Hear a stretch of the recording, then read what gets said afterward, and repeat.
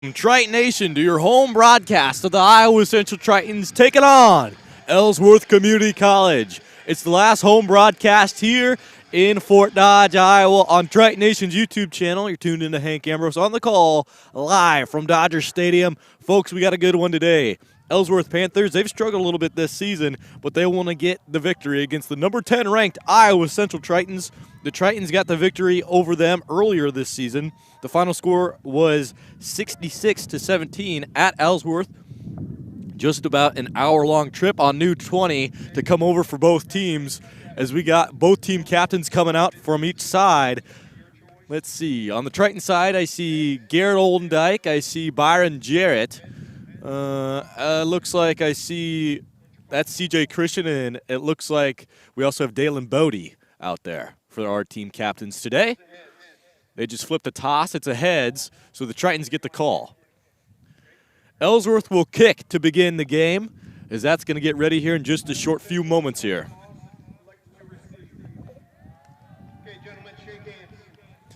The Tritons elected to receive first. They want the ball. They want to be smash-mouth football, run it all the way down their throats. The Tritons have lost just 2 games this season, both to Iowa Western, the in-state rivals out of Council Bluffs, Iowa. That team currently ranked number 2 in the nation. The Iowa Central Tritons are ranked 10. You know, they changed up the playoff format for this season and moving forward for the NJCAA, and they're actually looking to do more NCAA rules. They take the top 4 teams and they put them in a 2-round playoff bracket to determine the NJCAA football champion.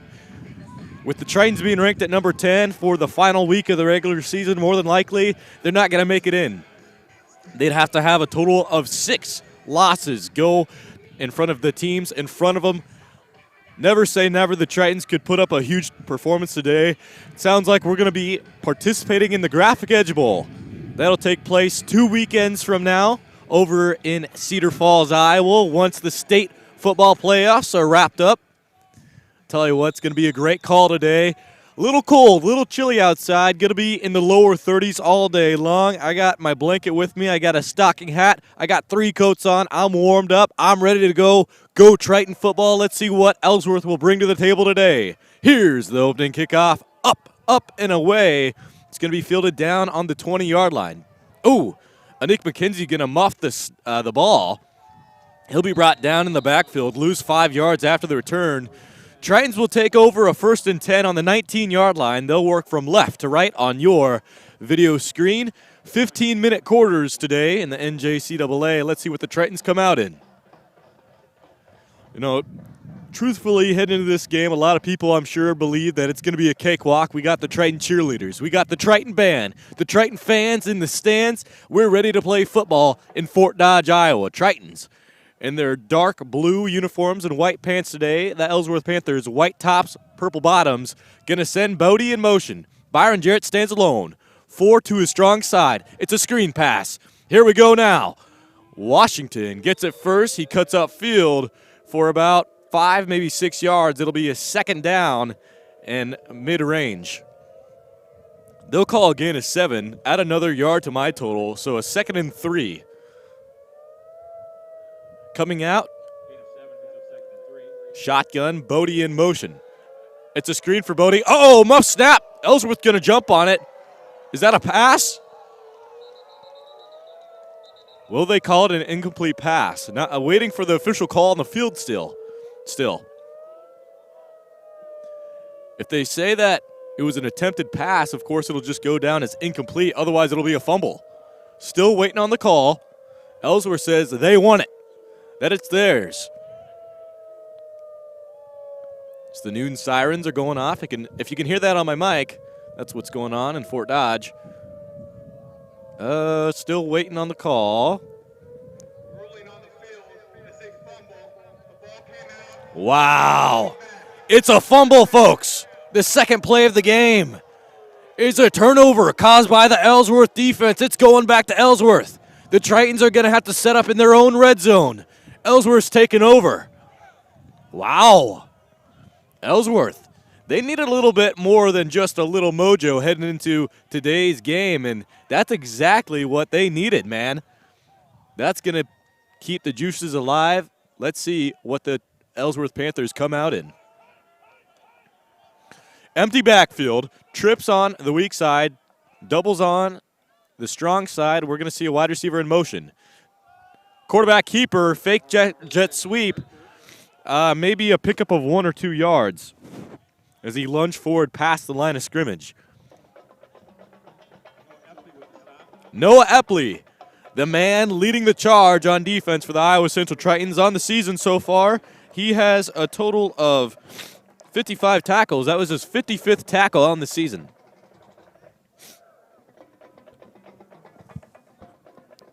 Noah Epley sets a milestone on the very first play on defense for the Tritons. Different formation this time. Stack wide receivers, trips to the weak side. Back to pass. Firing outside. It's a swing pass. Wide open. Got to track him down. Will they? Did he step out? Yes, he did. Had an opportunity to get into the end zone, but just at the very last second, stepped out. They're actually going to say he's short of the first down, so it'll be a 3rd and inches inside the 10-yard line. Or no, they will give a first down. I was going to say that was awfully close to not be called a first down. So my mistake. A little late call for the line judges. It's a 1st and goal inside the 10-yard line. Ellsworth is moving.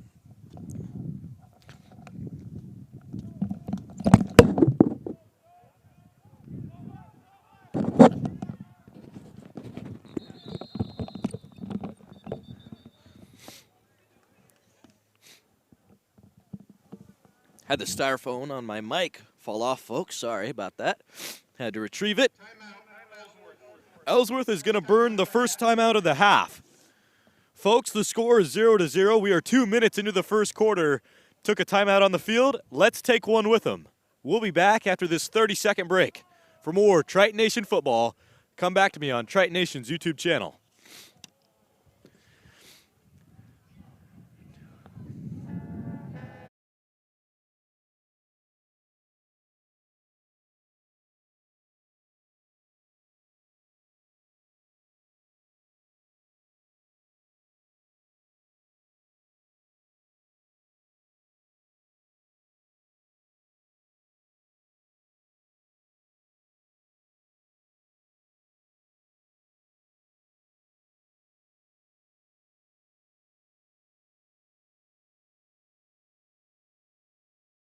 Muted, right?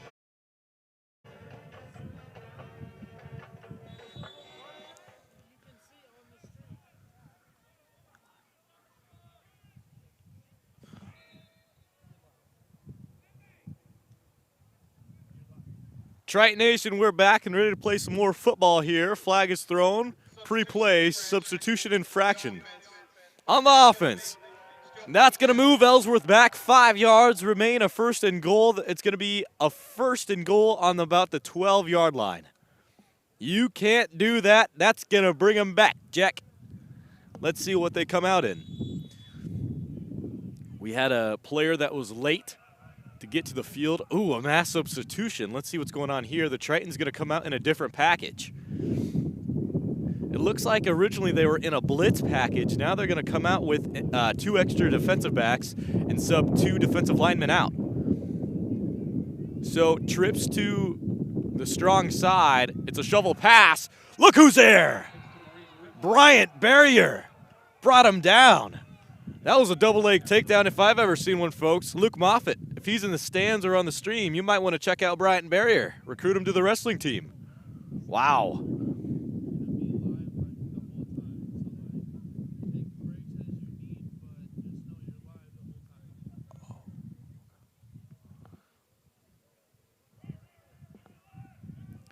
Twelve and a half minutes to play in the first quarter. It's a 2nd and goal, 15 yards out. Going to the end zone. Uh-oh, they're going to throw a flag. It's going to be a defensive pass interference. That's tough. They're going to call it against Deontay Nelson.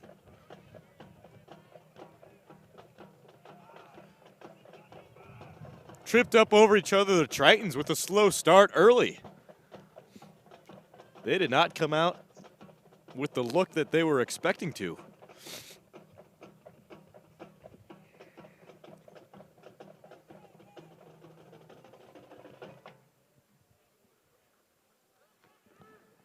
interference, defense, number 9. The foul occurred in the end zone. By rule, the ball will be placed on the 2-yard line. Automatic first down. Yep, so automatic first down. Ball will be placed on the 2-yard line. It will go back to first and goal out of the second and goal. About 15 yards out. It's tough, but it happens. We're going to have a mass substitution. Defensive backs coming out. Here comes that blitz package we saw just a moment ago. We need someone to get to the back. Power back in formation.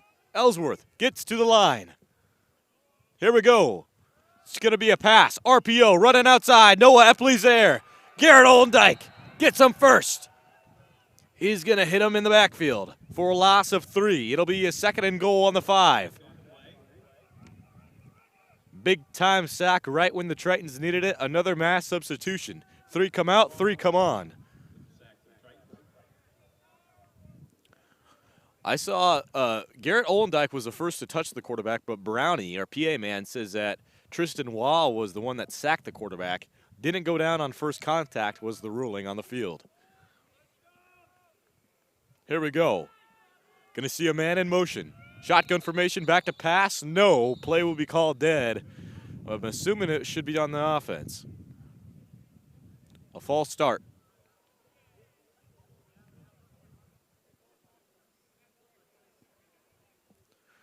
So Ellsworth, they're gonna shoot themselves in the foot 2 plays in a row. False start number 59 on the offense. That is Kenyon Boyd, offensive guard. He's in at right guard today. Moved a little too quickly. We'll see him sub back and forth between center as well, depending on the package. 11.5 minutes remain in the first quarter. The score is 0-0. Shotgun formation, doubles on each side. 2 wide receivers out, back to pass, going to a fade route, corner of the end zone. No change, no chance. Nice little throw over, not good enough. That'll bring up a 3rd down and goal on the 10. Ahmad Glass was there. He had a big interception last week in the end zone, almost came away with another one.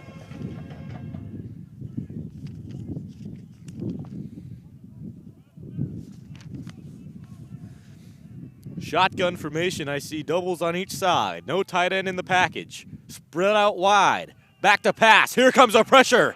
Tristan Waugh gets 2 sacks early in the quarter. Tristan Waugh, the wow factor, number 44. Big time. That's going to bring him up way past near the 20-yard line. It'll be a 4th down and goal. Out comes the field goal unit. The place kicker today, Andrew Walters. He's a true freshman on this Ellsworth special team unit. Let's see if he's got any spare change. It's going to be near a 40-yard field goal. Here we go. Kick is up for Walters. Got the spin, got the length. No good. Tritons make a big stand on defense. Turnover on downs. They're going to take back over near the 25-yard line like they never lost the fumble to begin with. So the score is going to stay 0-0. 4.5 minutes into quarter number 1. 10.5 minutes on the clock. Boy, do we got a lot of football to be played. Stellar defensive effort on each side of the ball. Who's going to score first? Tritons in prime opportunity to do it first. Byron Jarrett and Bodie to come out. Desden Washington spread out wide. Doubles on the strong side and a lone receiver spread out to the weak side. Blocking back in formation. Handoff Bodie. Bodie cuts up the middle. Breaks a tackle. Breaks 2. Scrambles. Rumbles down after he puts his shoulder to the turf. Brought down at the 33-yard line. That's going to be the first Triton first down of the day. Shotgun formation. Try to hit him with it twice. Another flag is thrown. We've seen a total of 5 penalties in total. 3 on the Tritons, 2 on Ellsworth. And we're only 5 minutes into the contest. False start on the offense. All 11 players were not set. That's a 5-yard penalty. 2nd down. Correction, first down. Okay, so it'll be a first down and 15 on the 28. Shotgun formation. Doubles is the package. Bodie goes in motion. Swing pass route. He's going to get the swing pass. He's going to catch it in the backfield, tries to work forward, gain of maybe 2 or 3. It'll be a 2nd and 12.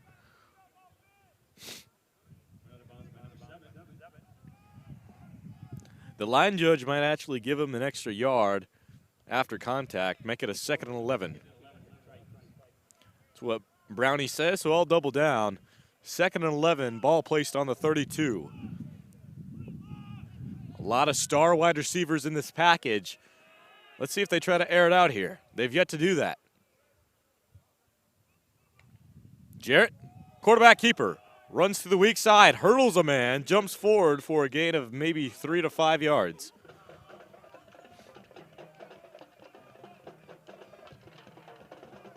Yeah, they're going to say he gained about 5. It'll be a 3rd down and 5. Nick Breon was there on the tackle for the Ellsworth Panthers. 9 minutes remaining in the first quarter. Just tuned the broadcast, welcome. Listening to Hank Ambrose on the call for Triton Nation.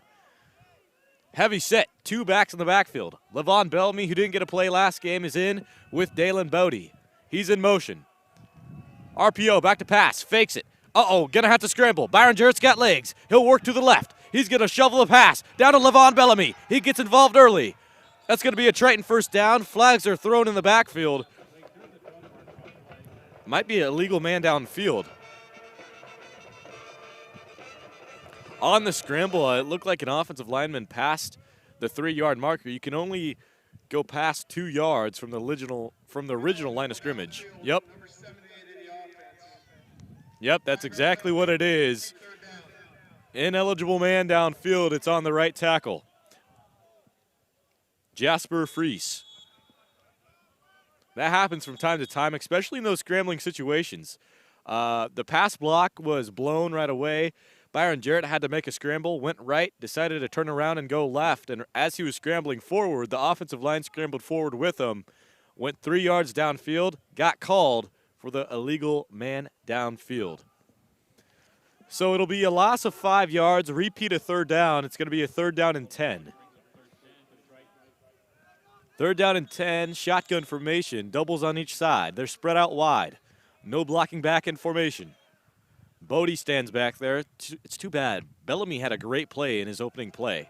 Byron back to pass. He'll step up, going to have to scramble. Uh-oh, here comes the pressure. They're going to bring him down, almost stripped him. It'll be a gain of 2, so that'll bring up a 4th down and 8 near the 35-yard line. Triton's going to bring up punting formation. And look who's tuned back in for the Iowa Central Tritons, Bayal Kone. Kone didn't get a play last week as he had to go under concussion protocol. He's checked back in this week in a Triton uniform. The most athletic punter in all of NJCAA football. He also plays cornerback for the Tritons on defense. The punt is up. It's going to bounce at the 30, 25-20. Take a Triton bounce to the 15. Roll down to the 10. They're going to let it roll to the 9. Big time Triton punt. Major Williams and CJ Christian celebrating the punt. That's a big time kick for Bayal Kone. So the score 0-0, 7.5 minutes remaining in the first quarter.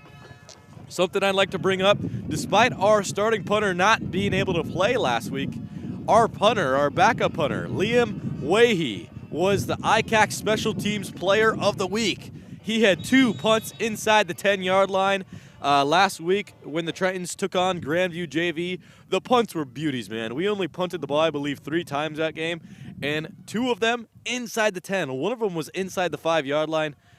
Big props to Liam for checking in as a freshman. He's going to be great for the Tritons for his future here.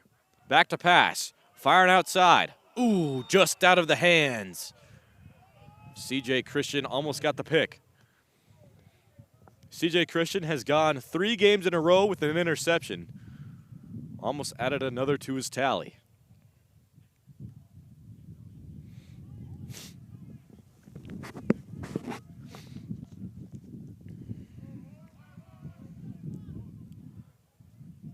Shotgun formation. Doubles on each side. Both men are spread out wide. Oh, just over the head. off of the slant route. We had Dakari Randall, our middle linebacker, there. Pass intended for Darius Jackson went haywire and over the head. It's a 3rd down and 10. The Panthers yet to gain a yard this drive. 2 incomplete passes in a row. 1st and 10 on the 9-yard line. Backed up in their own end zone.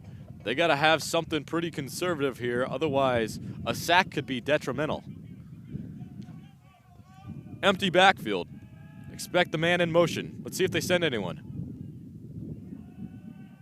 Oh, they don't. Oh, that's because it's a quarterback keeper. Smart play. The Tritons, even smarter, Dakari Randall. There on the tackle. Gain of maybe a yard or 2. Officially a gain of yard. So it'll be a 4th down and 9, ball placed on the 10. So the punter, though, is going to be backed up in his own end zone.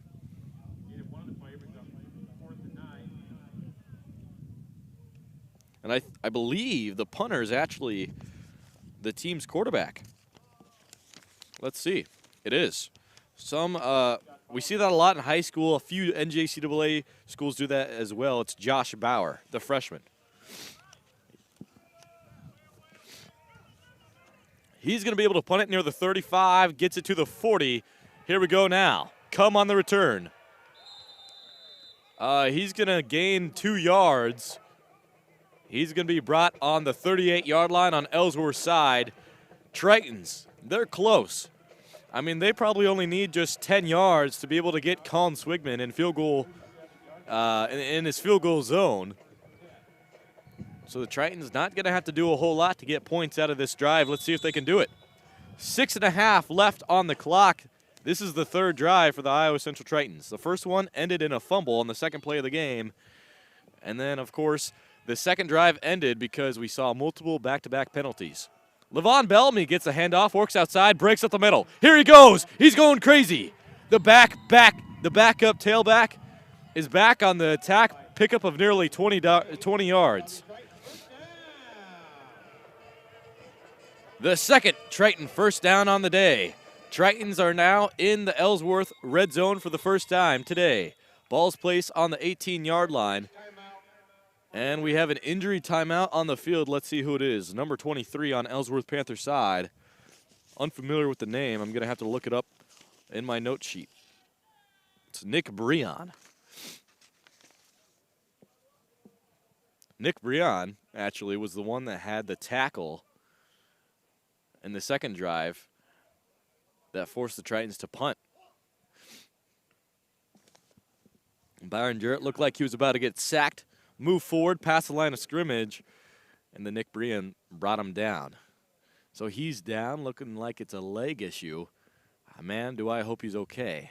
I never like to see anyone get injured. Hopefully it's just a cramp.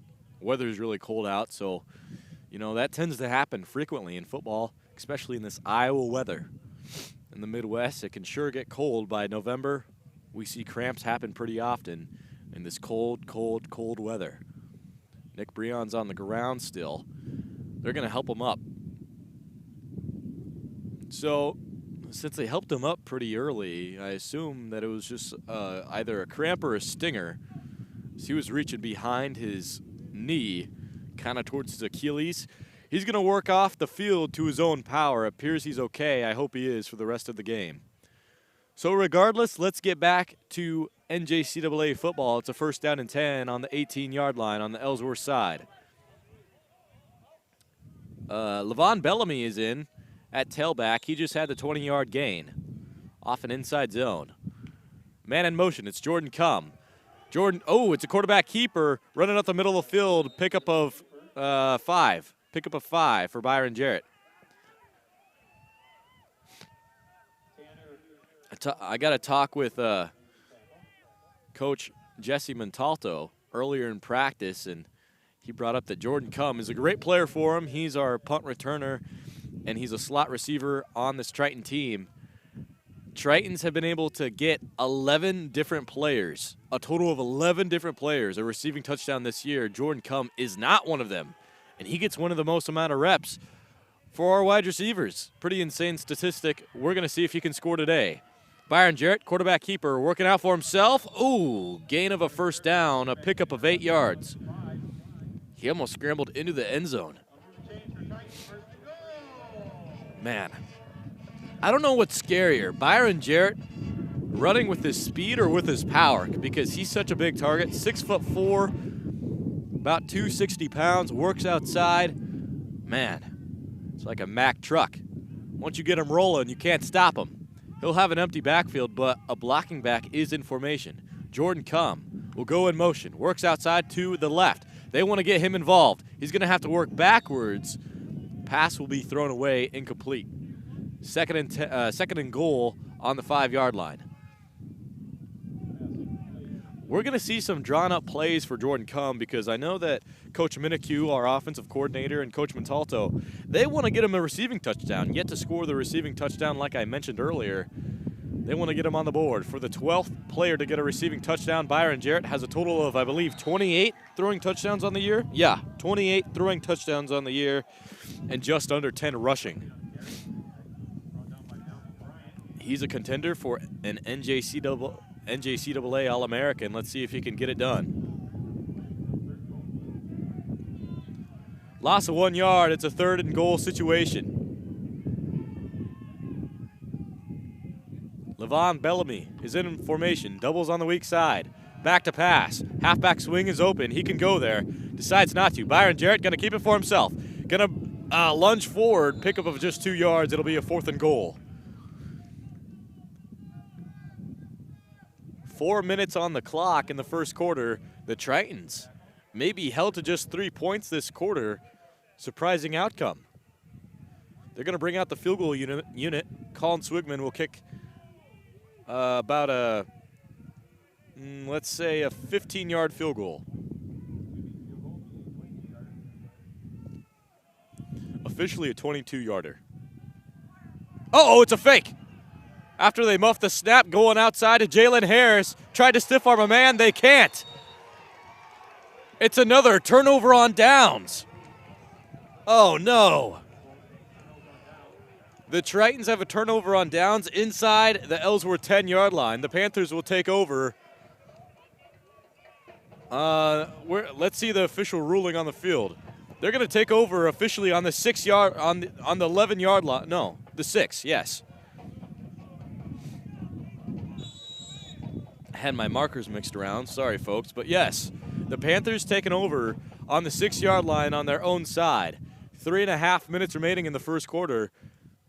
Both affairs possibly will end up having 0 points by the end of the quarter. That's crazy to say, knowing that the Tritons have been averaging near 45 points a game this season. First play is an inside zone, gets back to the line of scrimmage, lunges forward for 2 yards to 2nd and 8 on the 8-yard line.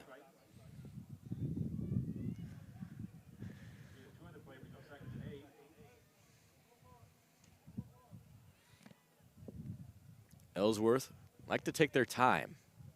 Not going to see a lot of hurry-up offense. Going to see a lot of plays come from the shotgun. A lot of plays involving just one wide receiver spread out wide. Let's see what they got. This one is going to have trips to the strong side and another wide receiver standing alone to the weak side. It's a screen. A bubble screen outside. Ahmad Glass is there to push his receiver out of bounds. Jackson was there on the catch. He's going to be short of a first down of just a yard. It'll be a 3rd down and 1.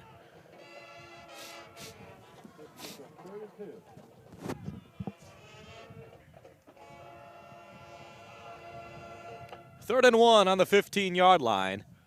Another shotgun formation, doubles on the weak side. Oh, make it trips. Same formation, but it's flipped to the other side. It's an inside zone for the tailback. He got back to the line of scrimmage. He possibly got back. They may give him a first down after yard after contact on a 2nd attempt. It's close. They may measure this. Oh, we also have a Panther down.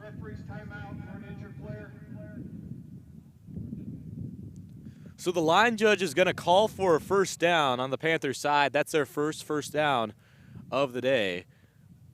We have an injured Panther down. I missed the number. Once I do see the number, I'll make sure to report it to you guys.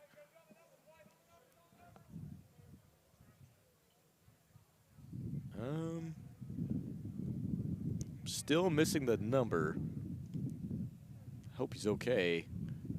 He's lying on his belly. It's number 74. Let me get the name for you guys.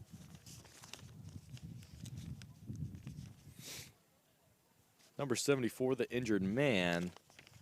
That is Tavion Hobson, freshman offensive tackle for the Panthers.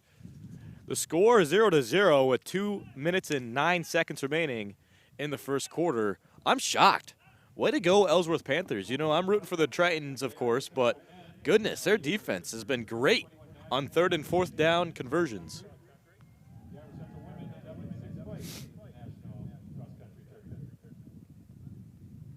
It looks like I just heard over the PA system, Brownie just announced the men's cross-country team are national champions for the NJCAA. The women's got 6th in the national tournament. Congratulations to our cross-country runners. Wow. Hobson will be helped off the field by 2 other linemen. I hope he's okay. He's just hopping on his one leg. It appears that his left leg is bothering him. So here we go, a 1st down and 10. Ball's marked on the 16-yard line for the Panthers. 2 minutes remaining in the first quarter.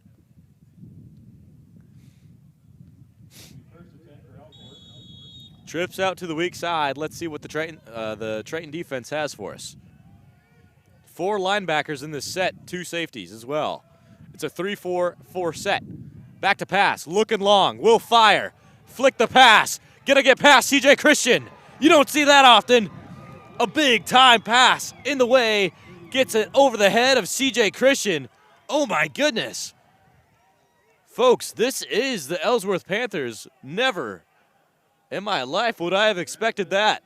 That was a beautiful ball thrown by Bauer. Holy moly. The Panthers are rolling. They cross the 50-yard line. They'll be marked on the 44 on the Triton side. Ellsworth, another thing I wouldn't ever think I'd be saying today is they're playing better than the Tritons thus far on defense and offense. Bauer back to pass in shotgun formation, trips on the strong side. He's going to call an inside zone for the tailback, working up the middle of the field, maybe a gain of 2. Maurice Whitlock was on the carry. Let's see who brought him down. I think it was Gray.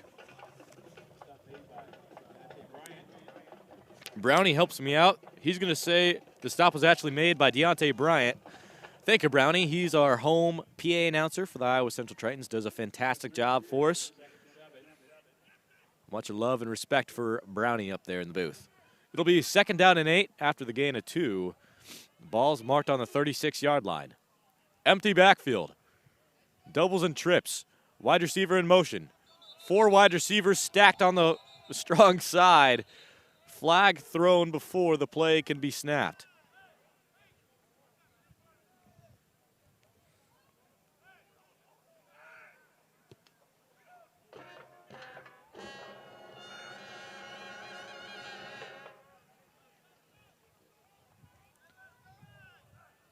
DC over there not too proud.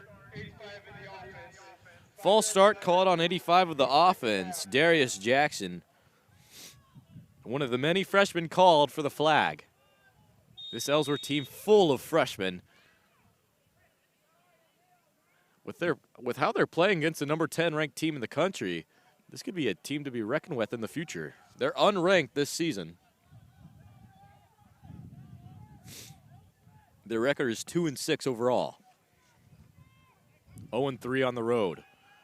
Panthers back to pass. Will fire to a short out route to number 82. Gabe Banks goes incomplete with 16 seconds left in the first quarter.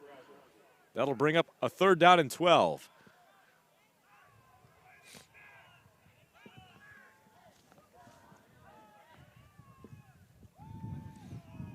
Folks, if you just tuned in the broadcast, welcome. Listening to Hank Ambrose of Triton Nation. Before we resume the broadcast to this 3rd down and 12, I'd like to shout out my guys working the production today. We got Kia producing the show. Javi's our director today, and Brandon's on camera for the first half. Thank you so much for helping us out. Okay, here we go. Bauer back to pass. Post route. He hit a man. Pickup of over 15, maybe 20 yards. The Panthers are cooking. That should close out the first quarter. Clock is stopped. They don't have the ball set yet. And that will close out the first quarter. The score, 0-0. The Ellsworth Panthers have put up a strong fight against the Iowa Central Tritons. The Tritons have their head hunted against them. The Panthers trying to pull a possible upset in Dodger Stadium. Let's see if they can do it at the start of quarter number 2. But I tell you what, folks, they took a break on the field for the end of the first quarter. I'm going to take them with them. I'll be right back with more Triton Nation football after this short break.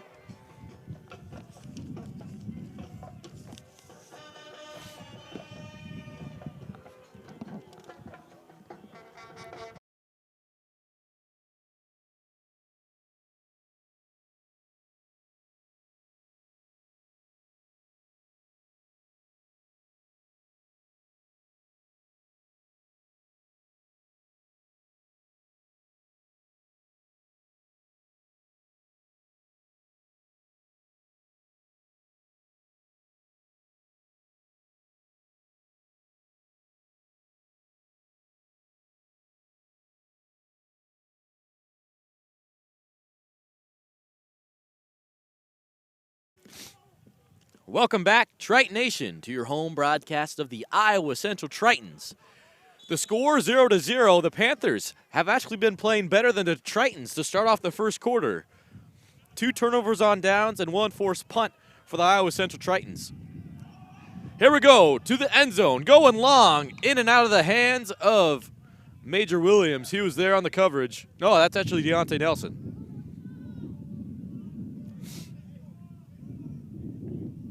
First play of the second quarter about went successful for the Ellsworth Panthers. Pass was intended for Darius Jackson. Deontay Nelson gets his second pass breakup of the game. The Tritons so far, they've had a total of 4 first downs. Ellsworth a total of 3. Byron Jarrett did have 1 fumble earlier. Uh-oh, disruption in the backfield. Big time tackle for number 43 on the Triton side. That was Kenny Givens, the defensive tackle for the Iowa Central Tritons, that lunged on Whitlock. Loss of 5 yards. It's a 3rd and 15. Ball's going to be marked on the 28-yard line on the Triton side. 14.5 minutes to play in the first half. Ellsworth just completed a first down pass. It was about a 20-yard gain off of a 3rd down and 12. So they fired the long ball twice, and twice it's worked out for him because we saw a wheel route work against C.J. Christian earlier. Back to pass, scrambling out to his left is Bauer. He's going to fire long to the end zone. Is he up there? Just over the head of C.J. Christian and Deontay Nelson. Pass and incomplete to number 17.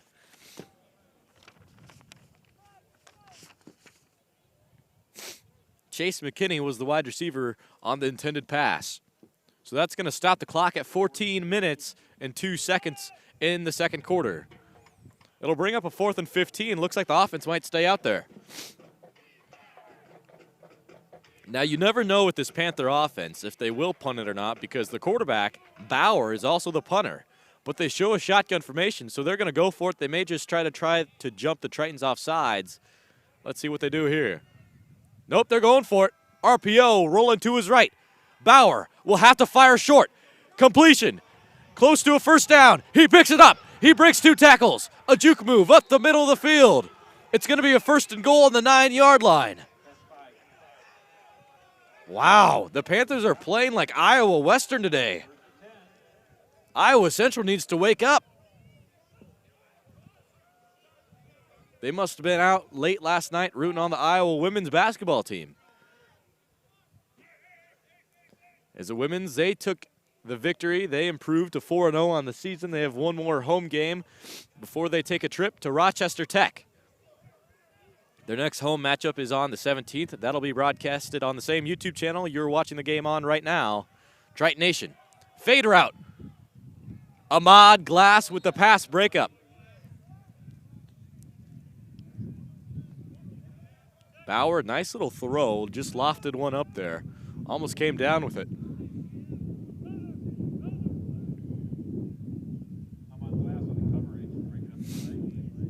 Ahmad Glass, great cornerback for us. We usually see him playing on the weak side of the defense, the left side. That's where he's playing at today. He has 2 pass breakups. Uh-oh, muff snap, but Bauer jumps on it quickly, firing outside. Oh, my goodness. They get the ball around Deontay Nelson. It's going to be an 8-yard curl route, and the Panthers get on the board first. 6-0 with 13 minutes, 15 seconds to play in the first half. Owens gets the touchdown. Bauer is credited with the passing touchdown. Here comes the PAT. Kick is up, kick is good. 7-0 with 13:15 left in the second quarter. Wow. The Tritons dumbfounded at home in the first half. They need a wake-up call. It was a 40-point differential. Last time these two teams squared off, it was in Ellsworth, actually. See with the Tritons, they got to wake up. They're not playing to the best of their abilities. A lot of penalties have gone against them. They've shot themselves in the foot that way, but I got to be honest, this Ellsworth defense on 3rd down and 4th down has been excellent.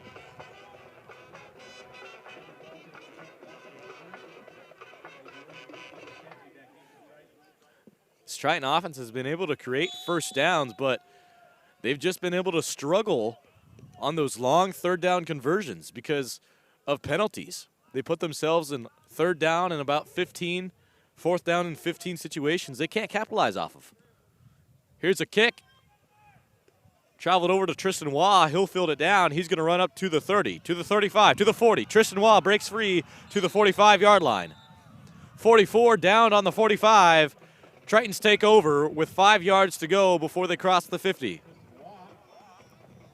I love to see that. Tristan Waugh got a handoff inside the 5-yard line earlier this season when the Tritons played Gordon of Fine Arts at home and almost scored. He was robbed of a touchdown in my book. I think our defensive end should have got a rushing touchdown against Gordon of Fine Arts. They called him short, but regardless, Tritons back on attacking on offense. Let's see what they got for us. It's a shotgun formation. Doubles on the strong side. Hilsenbrock is in motion. It's going to be a handoff to Bodie. Bodie rushes up the middle of the field for about 3 yards. It'll become a 2nd and 7 on the 49. Michael Newman, the linebacker, was there on the tackle.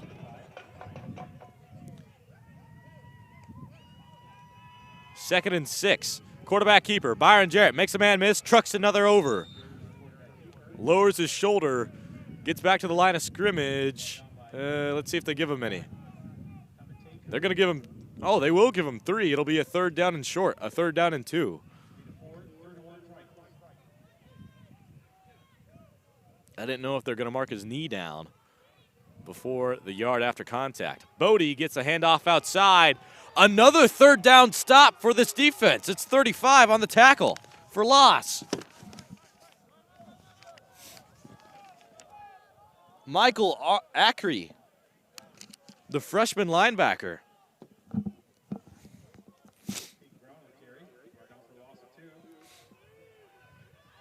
Bodie was on the carry. It's a 4th down and short. 4th down and 3 officially. Ball marked on the 49-yard line on the Panther side. Shotgun formation. Pee-wee, what you got for us? Doubles on the strong side. They will fire to Desno Washington. He will catch it on a little slant route. It'll be a pickup of a 1st down and an extra 5 yards. And that's another Triton 1st down. 11.5 minutes to play for the rest of this half. Byron Jarrett going to hand off to Bodie. Bodie breaks free. There that man goes. Oh, no, he tripped over himself. Bodie. Bodie, my man, tie your shoes. He would have been in the end zone. It's a 1st and goal now for the Iowa Central Tritons. Off of that 40-yard gain. Dalen Bodie was open pasture, but just tripped over himself. Dobles on the weak side. Desna Washington in motion. Gonna fire over to Washington. He'll catch it in the backfield. Gonna make one miss. Break another tackle. He'll be lunged forward. Gonna be a gain of about 3 yards. It'll be a 2nd and goal on the 1. Perfect situation, perfect scenario for the Iowa Central Tritons. Got a big body quarterback. Just call a quarterback power and lunge over the line of scrimmage to get a go-ahead touchdown.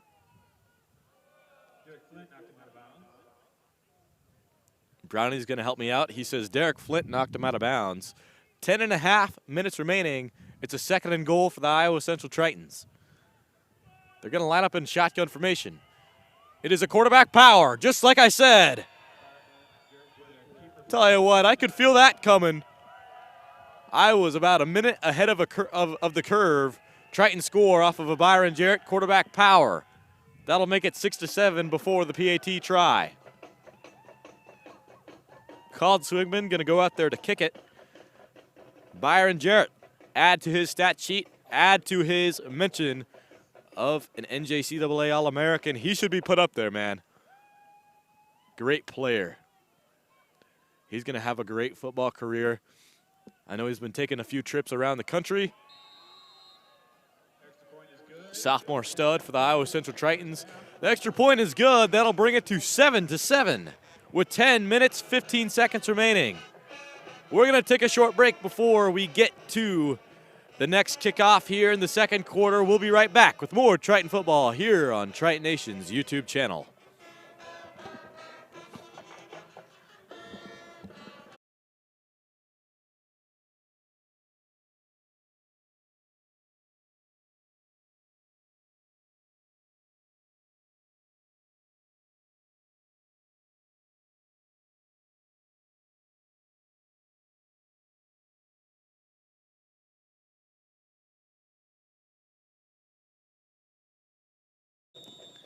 Welcome back, Triton Nation, to your home broadcast of the Iowa Central Triton football team taking on Ellsworth.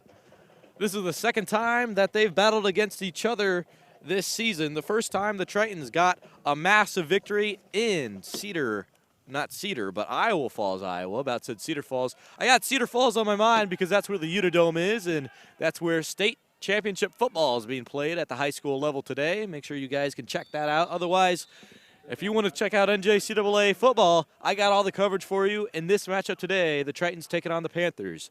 The return going to be brought back out to the 35-yard line where the Panthers will take over. It's a 1st and 10. The score 7-7. I've been really impressed with the Panthers so far. They're a team that has struggled this season, but they're showing heart out there in Dodger Stadium. Iowa Central's located in Fort Dodge, Iowa. For the Tritons, they want another victory to add to the season. They want to advance to 8-2 for their final regular season record. They'll have the Graphic Edge Bowl in 2 weekends from now. That will also be in Cedar Falls at the Unidome. Noah Epley, the leading tackler for the Tritons, adds another to his total. That's his 2nd tackle of the game. 56 is his season total. It'll be a gain of nothing. 2nd and 10.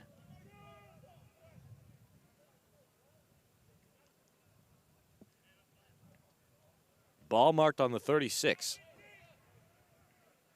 Look like some confusions on the field. It's a try-back set for the Panthers. They'll send a man in motion. Whitlock is back, their receiving back. They're going to send it over to the tailback. He's working outside. Tackle for loss. Who's going to bring him down first? A swarm of Tritons are there. Not for sure which Triton linebacker was there first. Actually, might have even been Ahmad Glass. Brownie's going to help me out. They say Noah Epley and Dakari Randall were first. That's an outside and an inside linebacker for the Iowa Central Tritons. Also, a notable substitution, Bayal Kone has checked in for Deontay Nelson. A 3rd down and 12 for the Panthers. They're on the 33. They're back to pass. Looking long, looking for a post route. They will fire. Kone put his arm out there. Almost came away with an interception.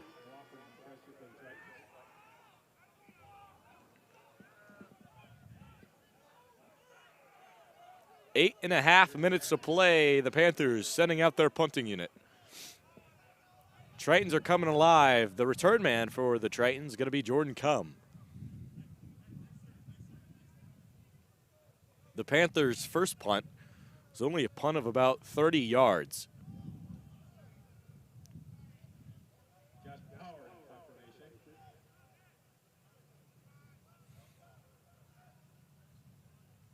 Here's the second. It's up, high, sky, kick, gets it to the 30. Oh, Jordan Cum muffs the punt. Oh, and now the Panthers are going to get it back. The Tritons have shot themselves in the foot so many times they got no toes left. Goodness gracious. The Tritons going to stay back out there on defense. The Panthers essentially gained 50 yards. And recovered by the kicking team. First down, Ellsworth. Ellsworth is going to recover the punt after a bounce off the chest of Jordan Cum. Panthers going to start with a 1st and 10 on the 28-yard line. Josh Bauer going to lead the troops out.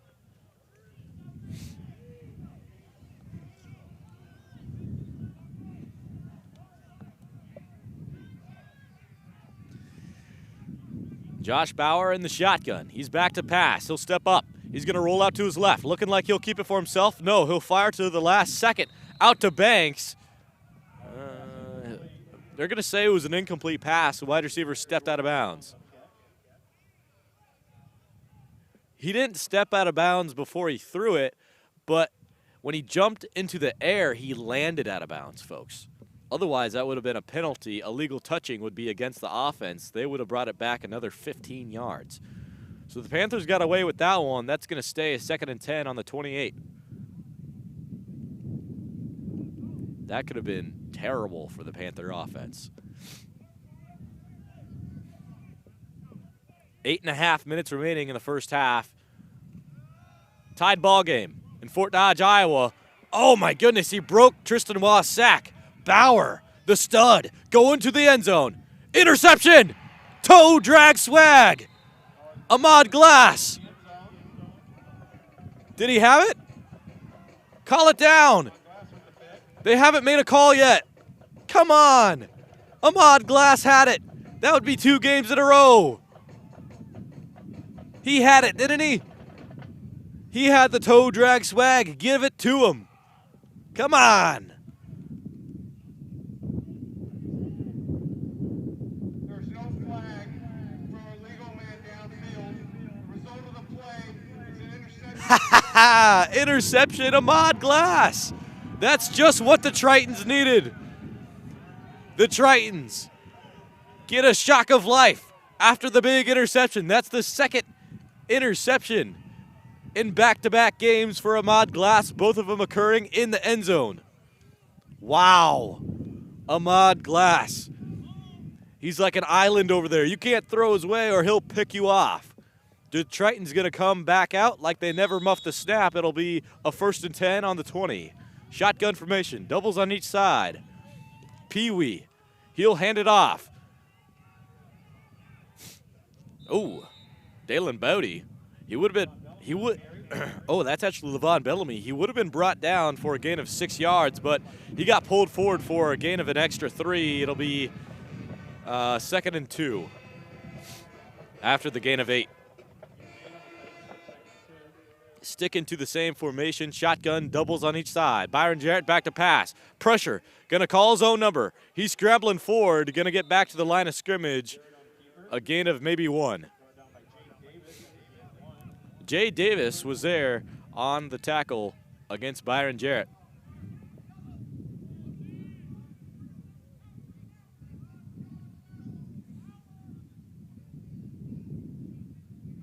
Try back set with Bodie, Barrett, and Bellamy, the 3Bs. They're bad to the bone. Hand off Bellamy. Stopped in the backfield for a tackle for loss. Number 40 is there first. Jaqual Harrington. Wow. Harrington laying down the hammer. Loss of 2 yards. It'll be a 4th down and 4. Triton's going to send up the punt unit. So that's another 3 and out. The second 3 and out we've seen in 4 drives for the Tritons. Bayal Kone will punt for the second time unless they fake it.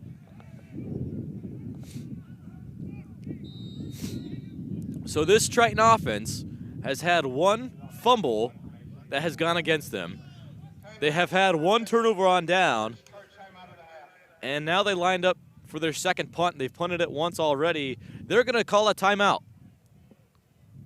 They're going to call a timeout. Folks, we're going to take one with them. We'll be back in about 30 seconds to resume the rest of the first half of NJCAA football. It's the Iowa Central Tritons, tied at 7 with Ellsworth Panthers.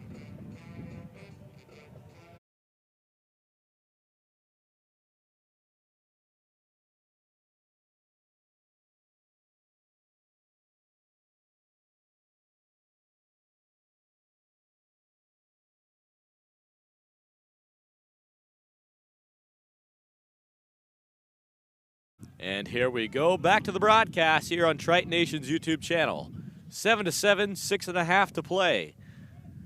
Kone gets the snap. He will punt it. Goes out of bounds. It hurls past the 50. Oh, the line judge is actually going to put it right on the midfield marker. So the Panthers will take over on exactly the 50-yard line. They need 50 yards to get another touchdown against this Triton defense. Can they do it? We'll see with 6.5 minutes to play in half number 1. If you just tuned in the broadcast, folks, welcome. Tune into Triton Nation's YouTube channel. Listen to the voice of Triton Nation. You'll listen to Hank Ambrose on the call for the boys in blue. Josh Bauer and the Panthers will come back out on offense. Trips out to the strong side. In the gun. Inside zone. They love to run that inside zone. It's worked a little bit against this Triton defense. Not a whole lot. Let's see who. It looks like Deontay Bryant was there on the tackle.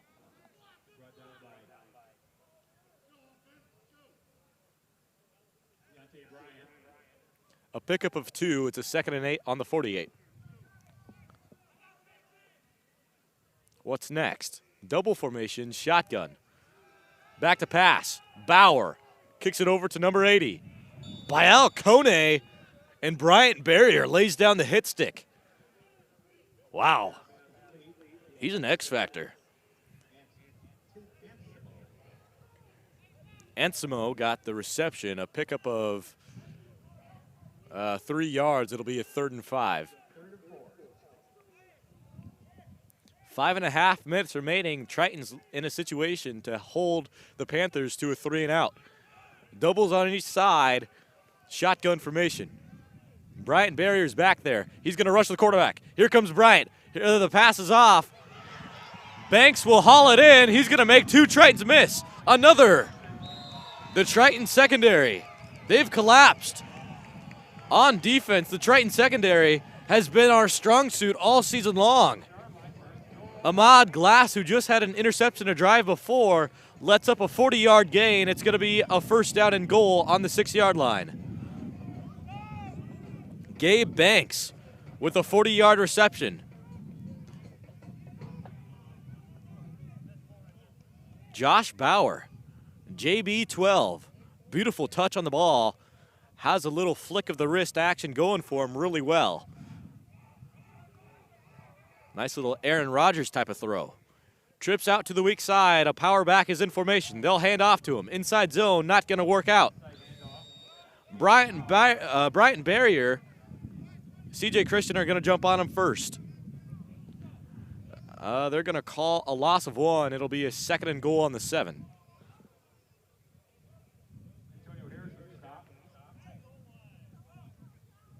Brownie says Antonio Harris.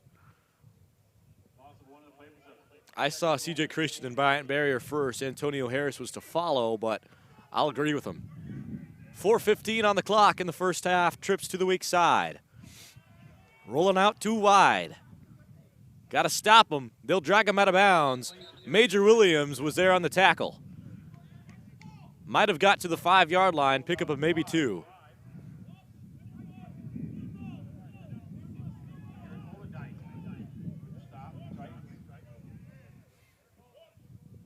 .345 left in half number 1. The score is tied at 7. The Tritons have only trailed at halftime against one other team on this season, and it was against Iowa Western, another ICCC rival, who's ranked number 2 in the NJCAA. Bauer to the corner of the end zone.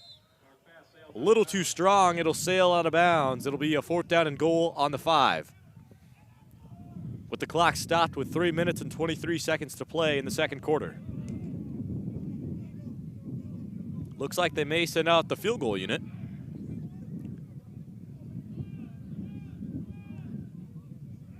We saw them fake it earlier. They could most certainly fake it again.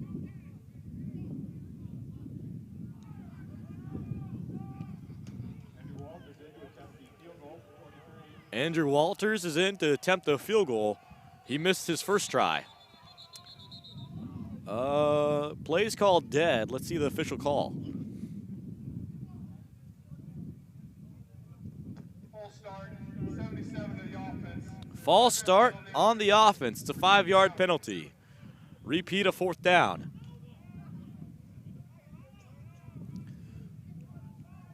So ball's going to be marked on the 10-yard line. That'll bring on a 25-yard field goal. Here we go. Here comes the kick. It's blocked. Holy moly. No, it bounces off a Triton, and an offensive lineman jumps on it. Are you kidding me? The big man gets to the end zone. Number 65 for the Panthers. What is going on? Colton Willis. Colton Willis does one for the big man up front. What in the world is going on in Fort Dodge, Iowa? It must be the cold weather in November affecting the Iowa Central Tritons. Colton Willis jumps on the football in the end zone after it bounces off the shoulder pads of Bryant Barrier and Noah Epley. What is going on? The Tritons got a huge block. Everything is working in favor of the Panthers. Colton Willis, player of the game so far in my book. He's going to be credited with, with a 10-yard rushing touchdown by just simply jumping on the football in the end zone. Wow. NJCAA football for you folks.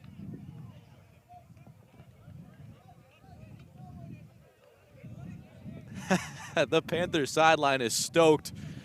The Triton sideline is silented. The left guard scored for the Panthers. Can't believe it. Beyond the neutral zone and recovered in the end zone by Ellsworth. Crazy. Touchdown. Crazy.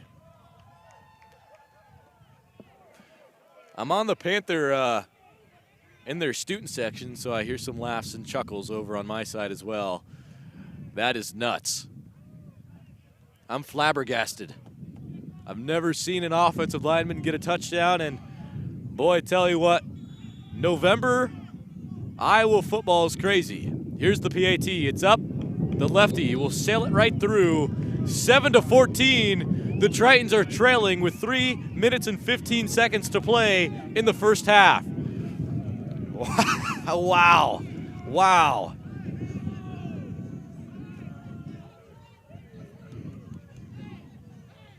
Colton Willis. Helmet pats all around. Ball awareness rated at 99. Wow, that's something that I'm not going to forget for this season.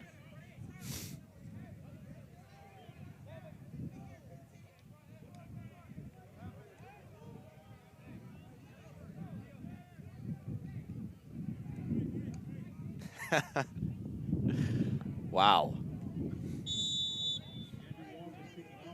Andrew Walters will kick off. He's the lefty for the Panthers. Anik McKenzie and Major Williams are back deep to return for the Tritons. Kick is up.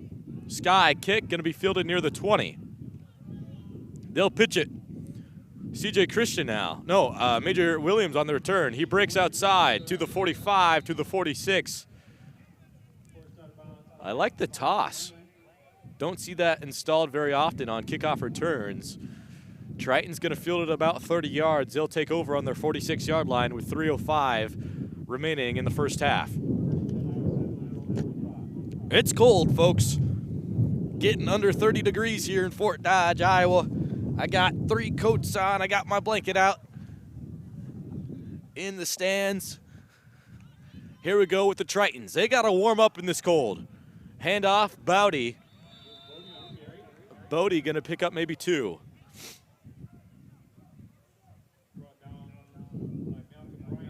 Malcolm Bryant was there, the nose tackle for the Panthers. It'll be a 2nd and 8 on the 48.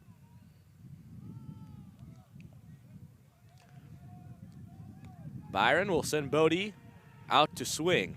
He's stepping up. He'll take off. Not going to get much. Another gain of maybe just 2 yards. Yep, they'll call it 2 officially. It'll be a 3rd down and 6.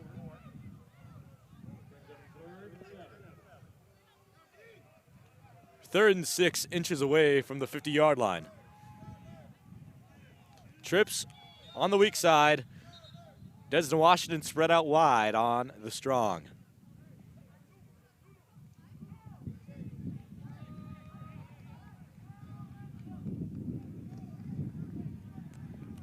We got delay of game. Number 2 of the defense.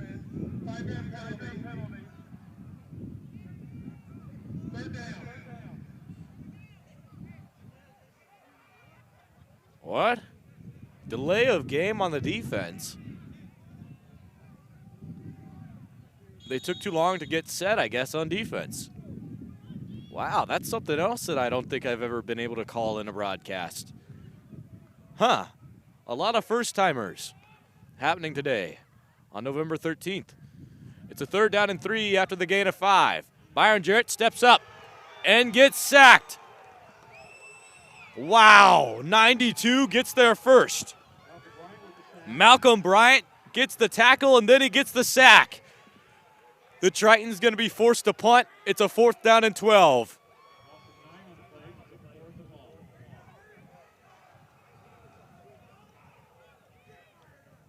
The Panthers are huffing and puffing and blowing the Iowa Central house down in Dodger Stadium.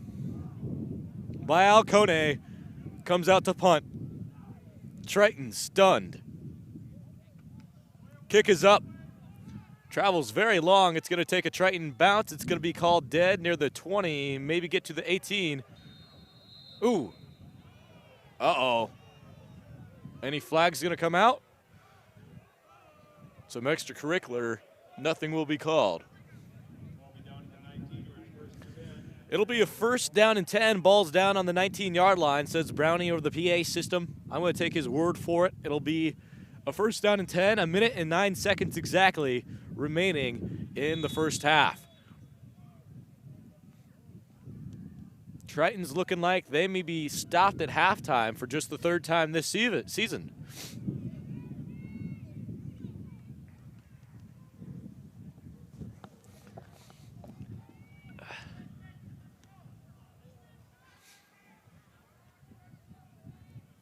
Trips to the strong side. Josh Bauer is back to pass. He's going to step up. He's rolling to the left. He's firing long. He's got a man, and he dropped it.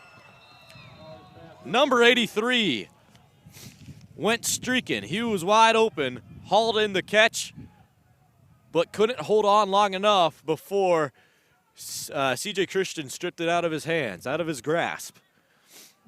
Incomplete pass, 2nd and 10 on the 19.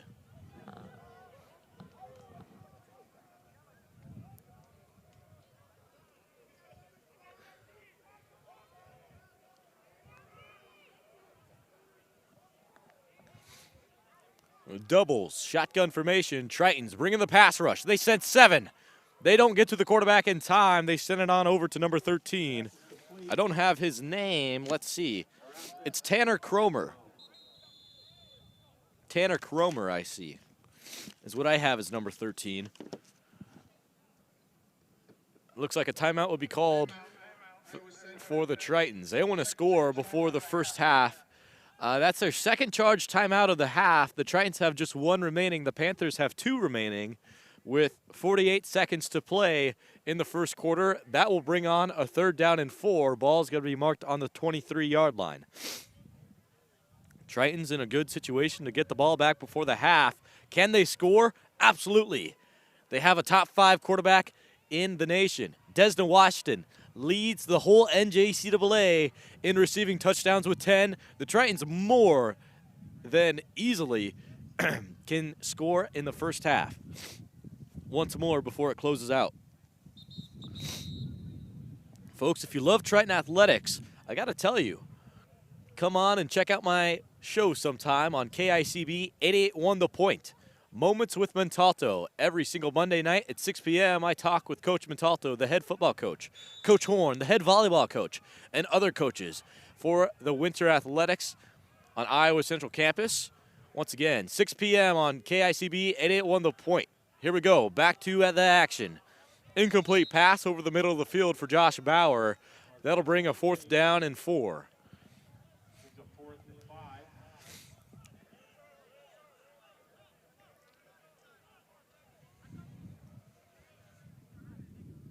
So the Tritons are going to come out in a punt return formation with 43 seconds to play. Last time the Tritons were in punt formation, of course, we saw Jordan Cum muff the snap. The Panthers took over inside the 30-yard line. My drive chart says on the 28-yard line officially is what they took over on. Their quarterback is also their punter. Josh Bauer will punt for the Panthers. Gets the snap, gets the punt off, fielded back to the 35. Cum brings it down with both hands. Makes 3, tacklers miss, breaks his way outside. Cum is running. Oh, no. It's going to be big block in the backfield.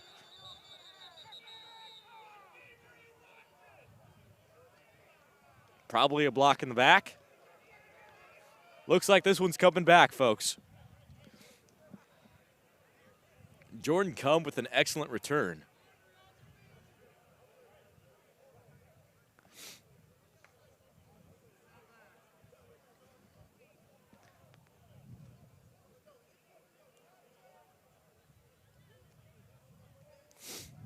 During the return, personal foul. A personal foul. A blindside block is going to be called against the return team. 15-yard penalty, 1st down. So a 15-yard penalty will make a 1st down and 10 for the Tritons. They're going to be taken over on the 29. Tritons are getting flustered out there. They're shocked. They're stunned at home. They have 28 seconds and 1 timeout to drive a total of 71 yards down the field for a touchdown. Trips to the strong side. Shotgun formation. Byron Jarrett back to pass. He's stepping up. He's looking short for Bodie. Bodie gets in the backfield. He gets past the 10, past 15 yards, near 20 yards, and makes his way out of bounds. That's huge. The swing pass was complete for over 20 yards. It's a 1st down and 10 on the 49-yard line on the Panther side. You need 49 yards in 17 seconds with 1 timeout. It's doable, folks.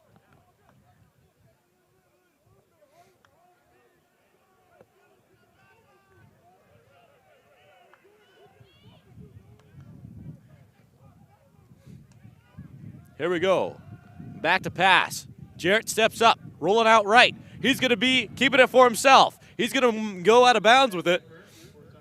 That's going to stop the clock at the 39-yard line. It'll be a 1st and 10.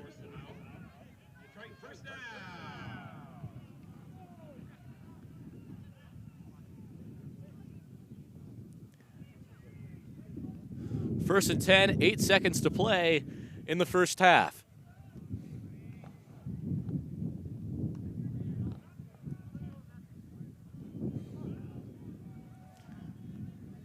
Doubles on each side. Byron Jarrett is in the shotgun. Here we go. 8 seconds. Jarrett back to pass. It's going to be an out route. Over to Hilsenbrook. Pick up a maybe 5.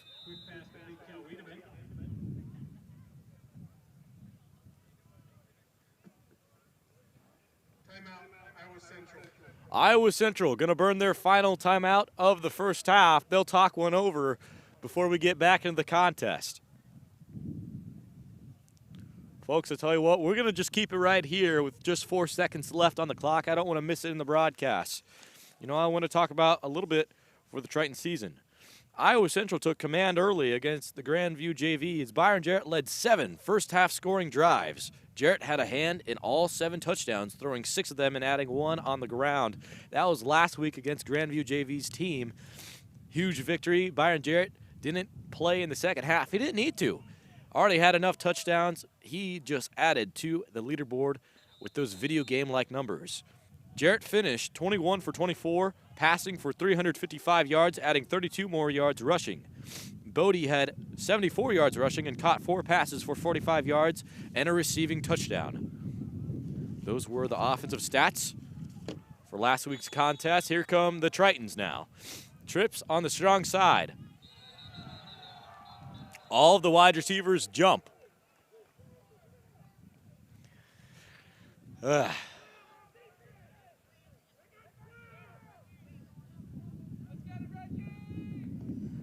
start, number 1 on the offense. That's a 5-yard penalty. Repeat the down. They'll say that Desna Washington jumped first. He was on the far side of the trips package. Byron Jarrett and the boys in blue. Back to pass. Looking long. Stepping up to the end zone. It's got the distance. Hail Mary. It's up.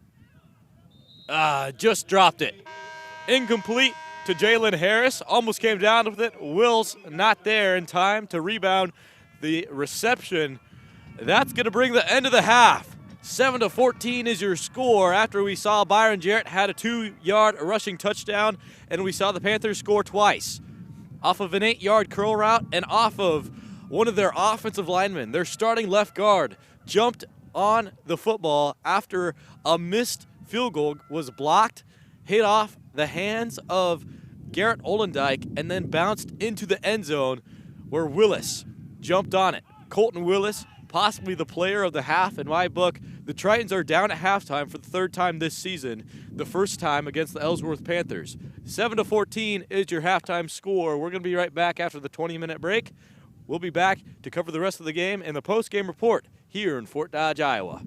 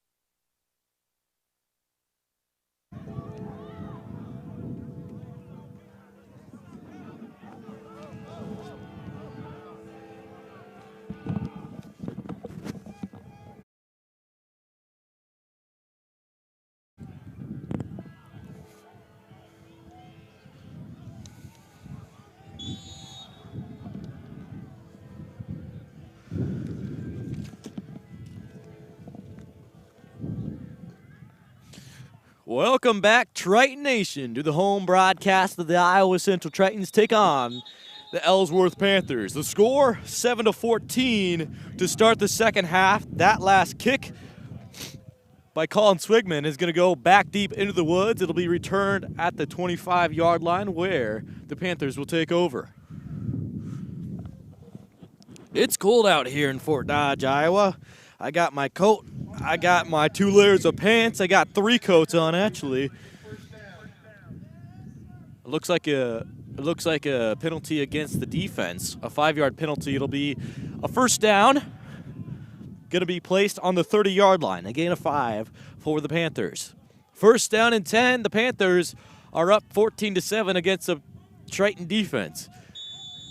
We saw an 8-yard curl route for the Panthers to get the opening touchdown of the game, and then a crazy missed blocked field goal that led to Willis, their left guard, jumping on it. And here we go, straight out of the gate.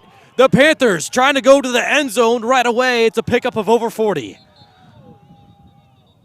What is going on in Fort Dodge, Iowa? It must be the weather.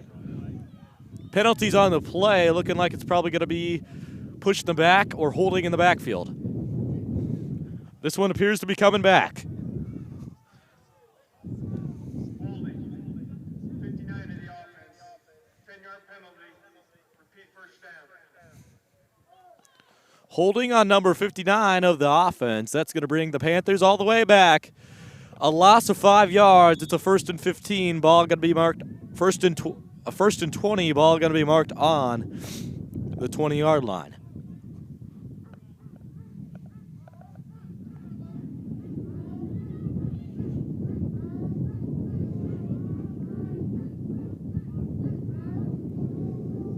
Here we go. Shotgun formation for Bauer. He's back to pass. He's going to hand off. Going up the middle of the field. Bryant Barrier is there after the pickup of 9 yards. 14-15 remaining in the second half.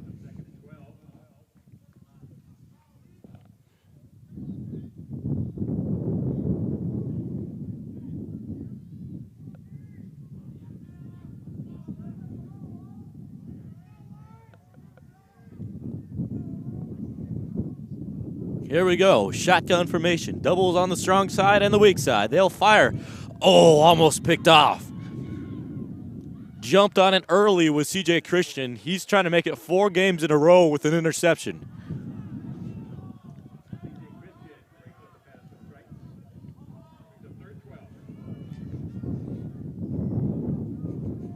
It's a 3rd down and 12. Ball's going to be marked on the 27.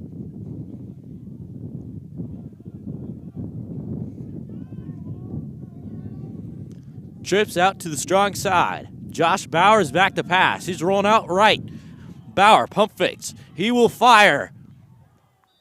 Bialcone went up to try to pick it off. It's going to be incomplete and out of bounds. It's a 4th and 12. Here it comes out the punt unit.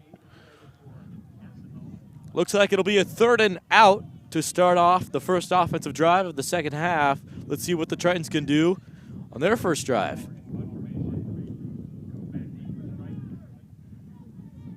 Jordan come back deep to return for the Iowa Central Tritons.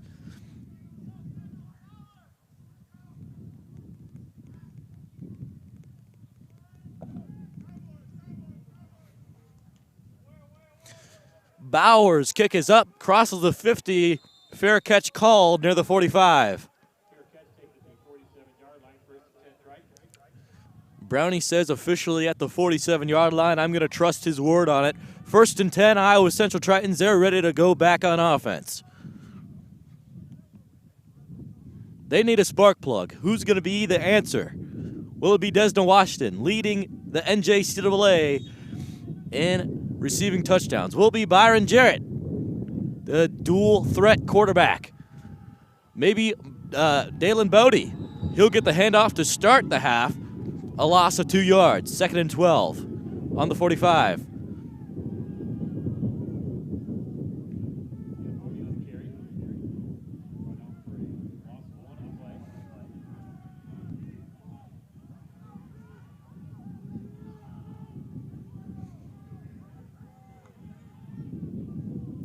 Here we go. Back to pass. Byron Jarrett looking long. He's going to step up. Rolling out right. Here we go. Pee-wee, stiff arm. Gain of 6 yards. It'll be a 3rd and short. Flag thrown. Got some extracurricular going on the sideline. Possible late hit penalty.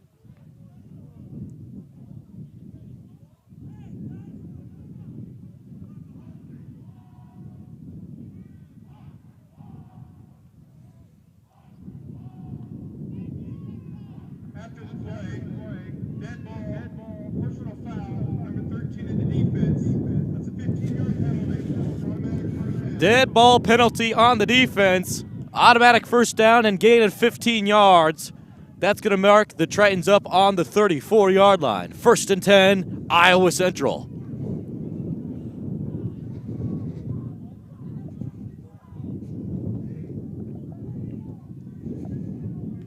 Byron Jarrett stands alone. Empty backfield. He's going to step up. Uh-oh, here comes a sack. Oh, the 2nd sack allowed against Byron Jarrett. It'll be a 2nd and 11.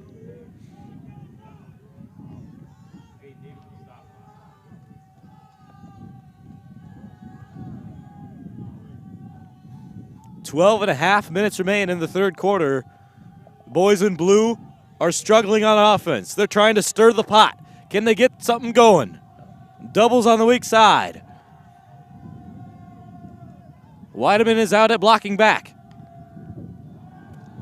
Quarterback power. Designed run play for Byron Jarrett. Pickup of 6 yards. He's going to have a Triton 3rd and 5.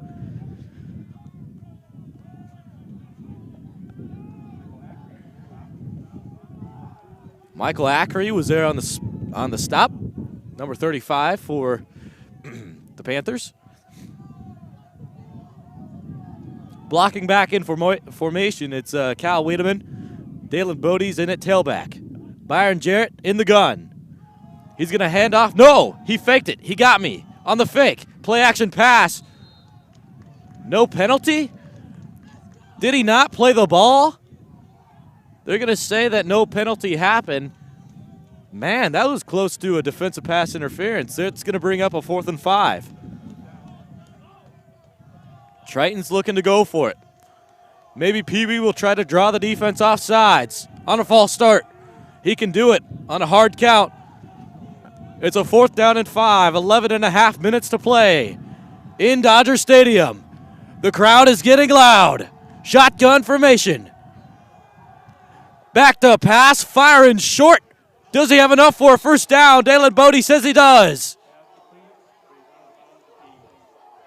Come on, give it to him.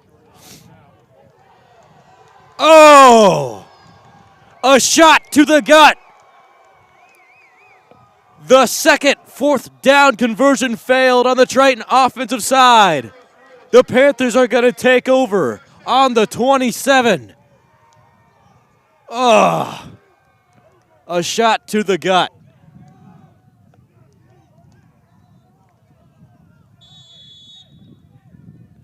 Folks, the head officials are a part of the game of football as well. We gotta just roll with it.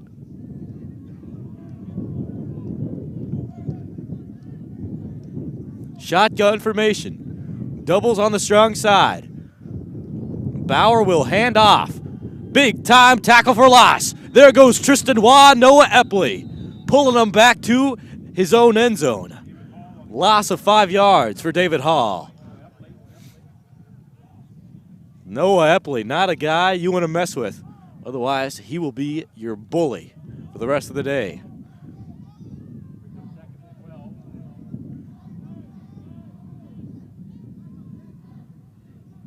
They'll give David Hall forward progress, so instead of a loss of 5, they'll give him a loss of just 2.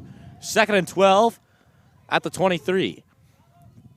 Stacked trips to the strong side. Back to pass now is Bauer. He's scrambling out to the left. He'll flick it just over the head of Bryant Barrier and out of bounds. It's a 3rd down and long.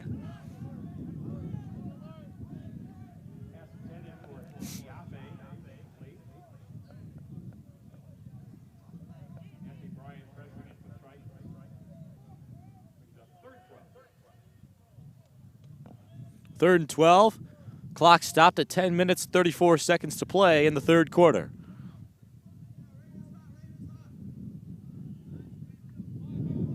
Doubles on each side. They're both spread out wide. David Hall in at power back. Josh Bauer, what will he do? He's stepping back to pass. He's got to step up. Tristan Waugh brings the heat. It's too hot for Josh Bauer and his offensive line. Another sack for Tristan Waugh. That'll make a 4th and 15. Here comes the punt.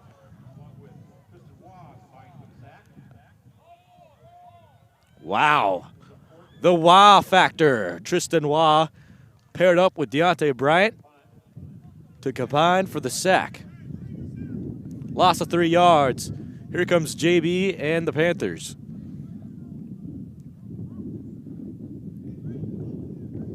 Jordan Cum back deep to return for the Tritons. Ball going to be fielded at the 50. Cum makes one man miss. He'll move forward. He's shifty. A gain of about 5 to 6 yards. The Tritons to take over on the Panther 45. Leonardo Aruzzo made the special teams play, the tackle. So the Tritons need 45 yards and a PAT to tie it back up at 14. The Tritons, more than capable of doing it. They've been their worst enemy today. The Panthers have been playing very excellent as well.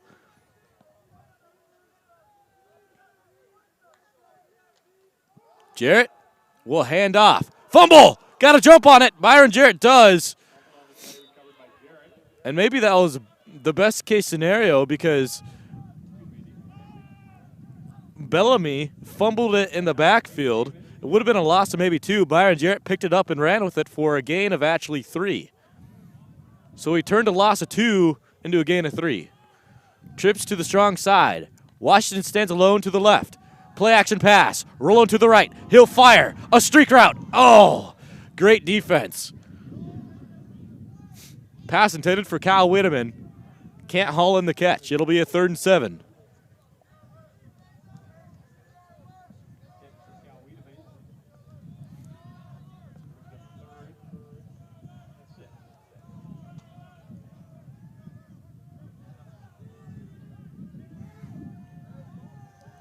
Trips to the weak side. Bellamy goes in motion, makes a 4.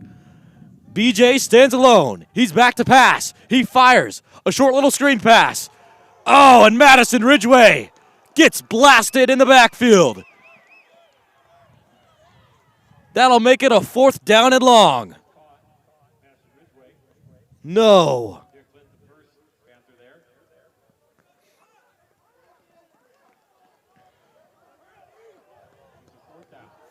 4th down, Triton sending out the punt unit. Panthers not anticipating a return.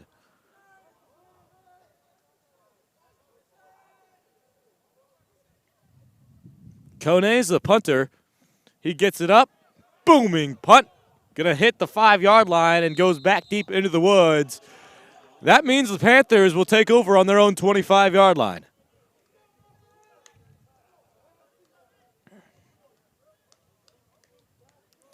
Tritons could have maybe done a little bit of job of pinning the Panthers deep. They were in good position to. They can't make it happen.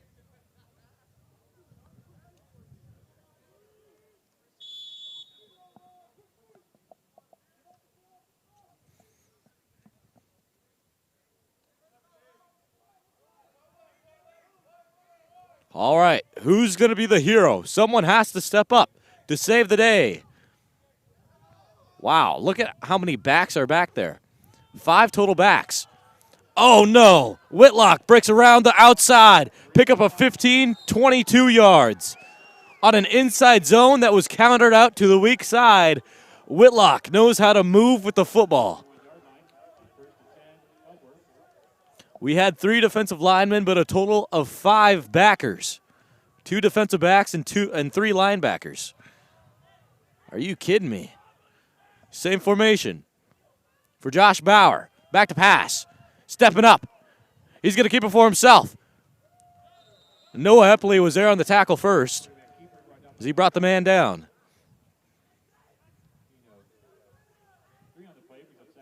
Gain of 3 will bring up a 2nd and 7. Ball marked on the 44.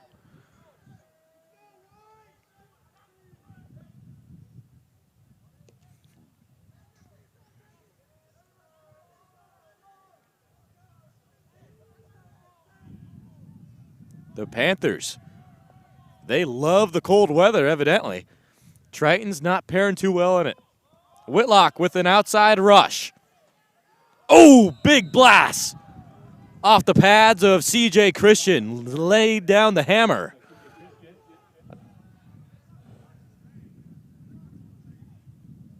Seven minutes and the clock is still running in the third quarter. The Panthers have possession of the football at the 49-yard line. It's a 3rd down and 2.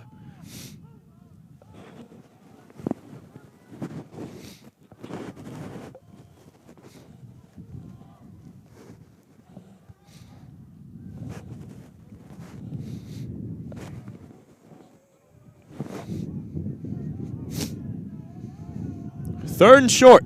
Here we go. Shotgun formation. Doubles on the strong side. It's a fumble after the muff snap. Bauer recovered it. Had to jump on it quick. Deontay Bryant was there, and Tristan Waugh followed to make sure it was a gain of nothing. It's a loss of close to 5. It's a 4th and 6. So it looks like the Panthers coming out to punt. Yet to see a successful drive in the third quarter. 6 minutes remaining, and the clock is still ticking. Jordan Cum is back deep to return for the Iowa Central Tritons. Heavy block unit. We've seen him block a field goal, possible block punt. Nope, kick is up. It's a line drive to Jordan Cum. He'll field it near the 35. Cum breaks a pass to the 40, where he'll be hauled down actually at the 32-yard line. Got the numbers a little ahead of me. So the score, 14-7 in favor of the Ellsworth Panthers, who took an hour trip over on Highway 20, and they want to leave with the victory November 13th.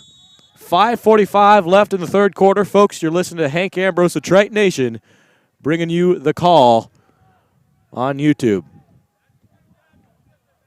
Stacked doubles on each side. Cal Wiedemann comes back in at blocking back. Called as an RPO. There was a lot of pressure on the outside. Offensive tackles haven't been able to hold their ground today. A quarterback keeper, a gain of nothing for Byron Jarrett. 2nd and 10 on the 32.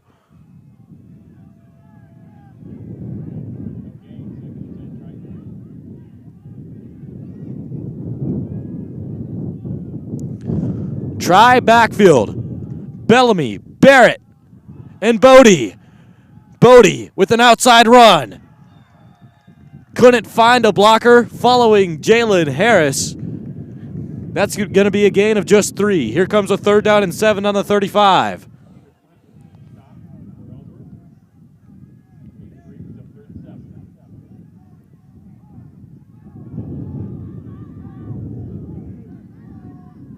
Here we go, here we go. Trips on the strong side. Byron Jarrett stands alone in the backfield. I see doubles on the weak side. Bodie's lined up in the slot. On the weak side, on the strong side in the slot, looks like Anik McKenzie. Oh, a muff snap. Byron Jarrett's going to have to jump on it. Flag thrown.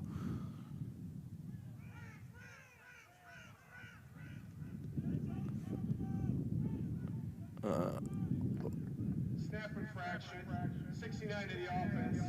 It's a 5-yard penalty. Repeat 3rd down. Snap infraction on the offense actually let the ball roll forward, so it's a 5-yard penalty.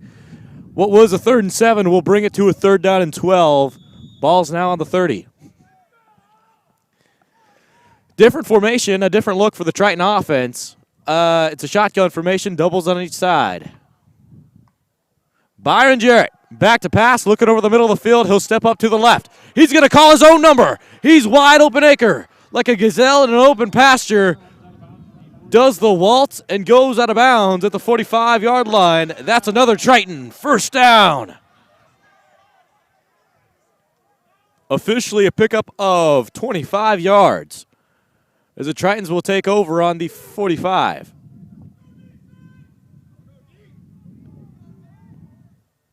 on the Ellsworth side. Shotgun formation. Doubles on each side. No blocking back in formation. Jarrett will roll out wide. He'll fire to an out route to Cal Wiedemann. It looks like it's going to be incomplete. I didn't see the ruling by the head official, but just by the sideline reaction on the Panthers side. Over where I'm at, looked like incomplete. And it will stay as incomplete, so it'll be a 2nd and 10 on the 47.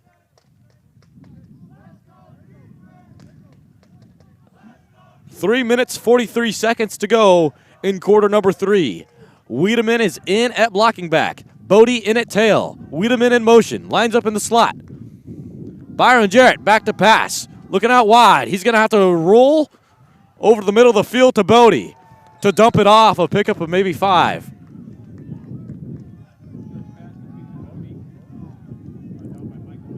Officially going to be a gain of 3. I thought it was closer to 5, but they're going to bring it to a 3rd down and 7 on the 45.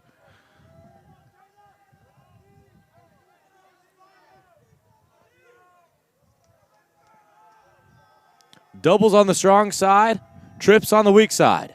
Jarrett stands alone. This 3rd down conversion is huge. He's back to pass. No. Quarterback keeper runs up the middle of the field, lowers his shoulder, trucks a man over. That's got to be a 1st down. Yes, sir. Byron Jarrett is Triton tough. That's enough for an Iowa Central 1st down. 1st down and 10 on the 38-yard line. Tritons moving and grooving. 2:45 to go in the 3rd quarter. Jarrett's got legs and he's got arm talent. I don't know how the Panthers have came this far with stopping him. Shotgun formation. Trips on the strong side. Jarrett going to have to fire quickly as the pressure was coming. Pass intended for Jordan Cum. It'll fall incomplete. Jordan Cum had a really short in route, and Bodie had a dump off. It'll be a 2nd and 10 on the 38. As the clock will stop at 2 minutes and 25 seconds in the 3rd quarter.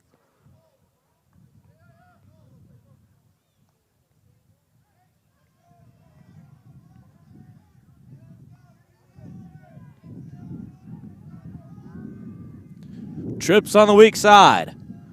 Harris stands alone. Far right. Come in motion. Back to pass. You have a dump off option. Byron Jarrett stands alone. Calling on his own number. He can just walk in for about 12-yard gain.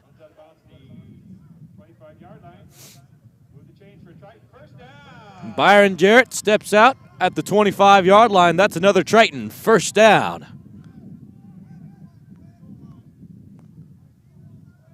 Byron Jarrett, great pocket presence, great way of just feeling out the defense as well. Seeing what the linebackers are playing, where the ends are at all times. Big contribution to the offensive line play as well. Okay, we're in the gun now. Jarrett will hand off to Bodie. Bodie trying to break free. Oh, last second the ball came loose. He was down already. Broke through about 5 tacklers. That's another Triton 1st down. A minute 40 seconds to play, and the clock is still rolling in the 3rd quarter.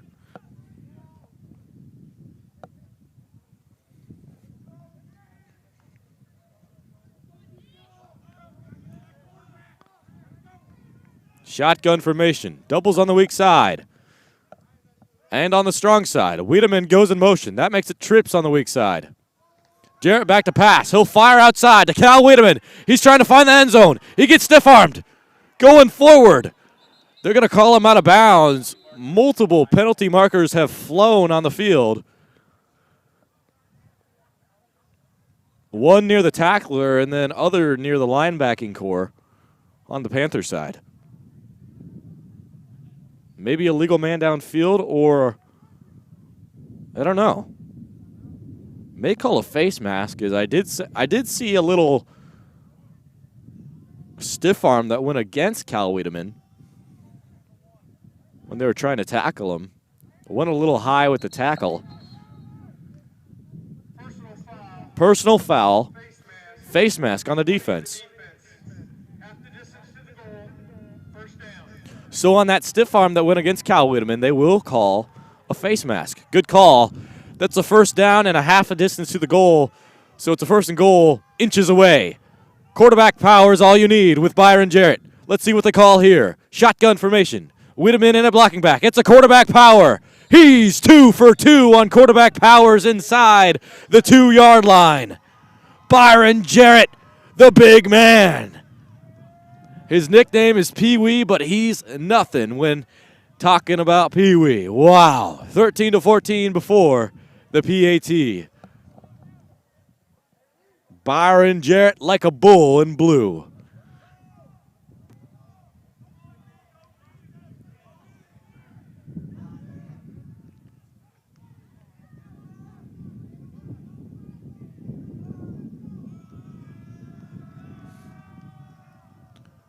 Triton fans getting loud in Dodger Stadium. The kick is up, and it's good. 14-14 with 56 seconds remaining in quarter number 3.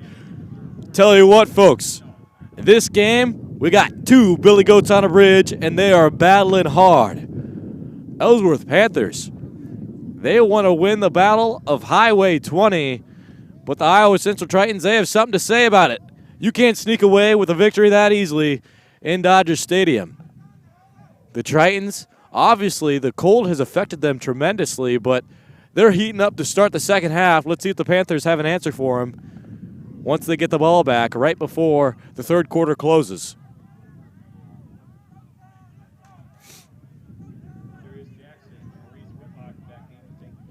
Darius Jackson and Maurice Whitlock are back deep to return for the Panthers. That's the slot receiver and starting tailback for the Panthers. 56 seconds on the clock. Colin Swigman sporting the 27. Here comes the kick. The boom. It's up. It's away. It's down at the 5. Here comes the return. Darius Jackson works outside to the 20. Oh, where he's brought down. Actually, looks like he'll be brought down on the 18. Nice little kick to pin him on the 5. Only a return of 13 yards. So the Panthers take over on the 18-yard line with 48 seconds to play in the third quarter. Folks, if you just tuned to the broadcast, welcome.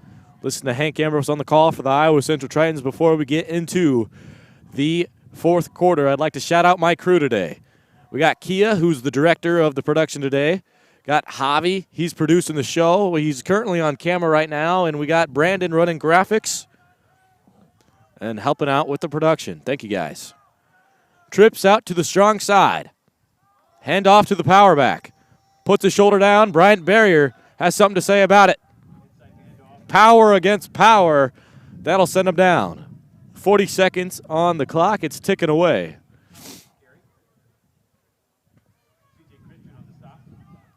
Looks like you're going to have to call one more play before the end of the third quarter if you're the Panthers.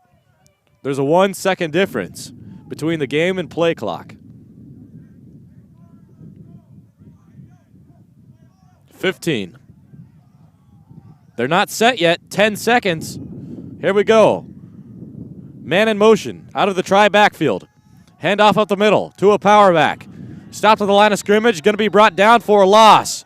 Deontay Bryant going crazy.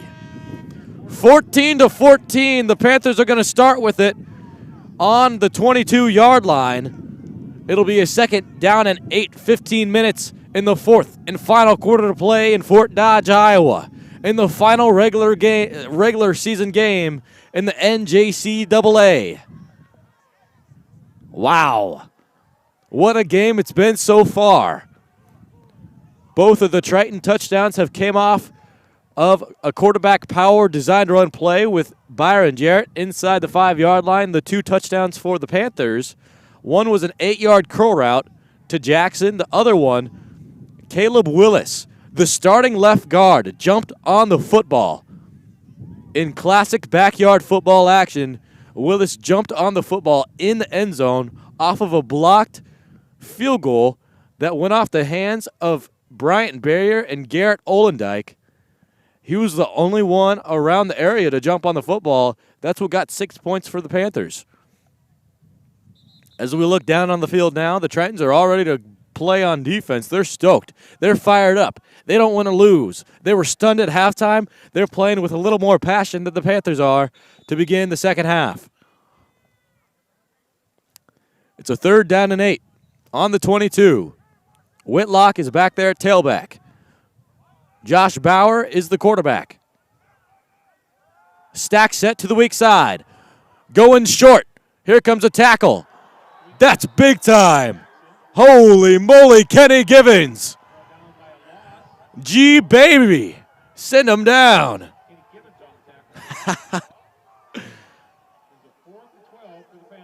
Kenny Givens paying his bills. Holy smokes. Loss of 3 yards. It'll be a 4th and 11.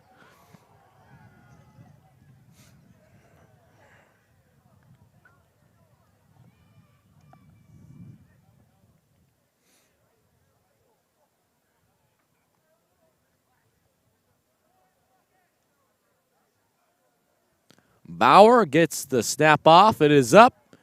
Going pretty wide outside. Bounces just out before the ball crosses the 50.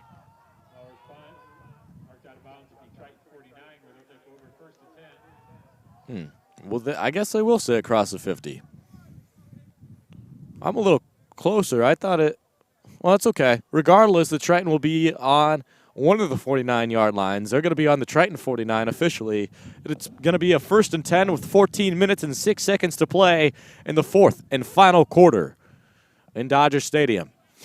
Byron Jarrett and the boys in blue got the stands packed in Fort Dodge, Iowa. Doubles on each side. Bodie's back there at tailback. Quarterback keeper, Byron Jarrett runs out to the left. Makes one man miss. Pick up a 10. Pick up a 15. He'll run out of bounds near the pickup of 20 yards. Oh! Uh-oh, late flag thrown.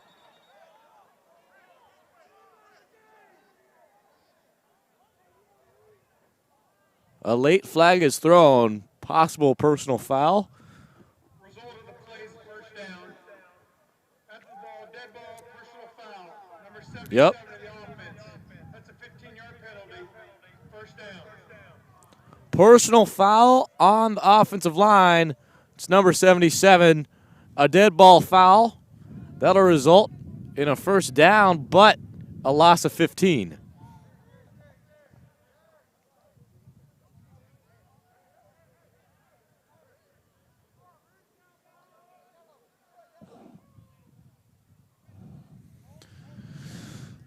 So a 1st and 10. Byron Jarrett, though, picked up about 20 yards. So it'll be a 1st down and 10 on the, we'll say the 48-yard line on the Panther side. Try backfield. Bodie, Byron, Bellamy. They'll hand off to Bellamy. Inside zone, works up to the right side. Pickup of maybe 3 to 4 yards. Let's see what they call him officially. They'll say that he's officially down for a gain of 3 yards. At the 45, it's a 2nd and 7.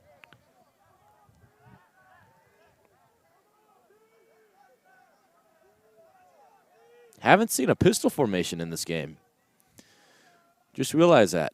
Trips to the strong side. Jarrett back to pass. He'll fire to a slant route to Madison Ridgeway as it's going to be deflected. Here comes a 3rd and 8. Uh-oh. Madison Ridgeway's down.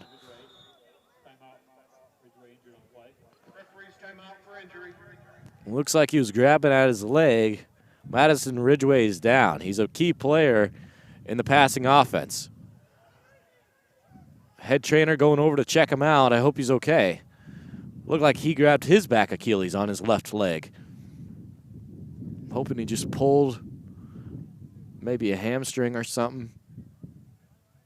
Well, that's never good. He's still down. They're checking him out.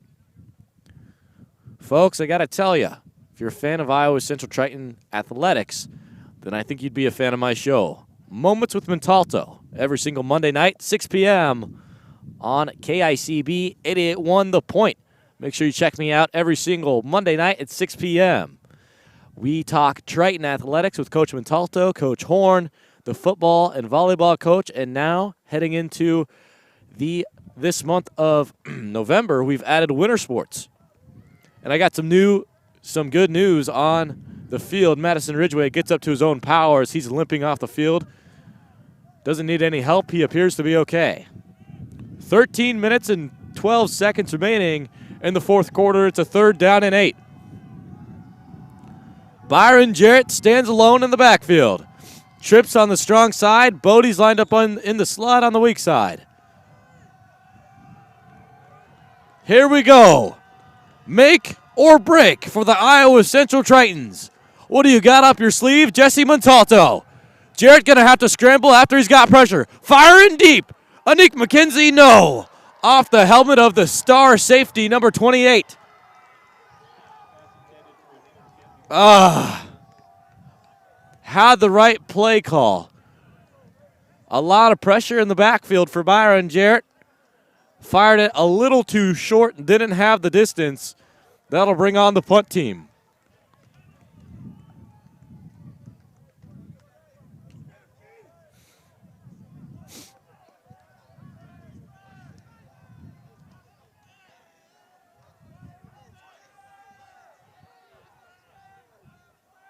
Here we go. Kone to punt it.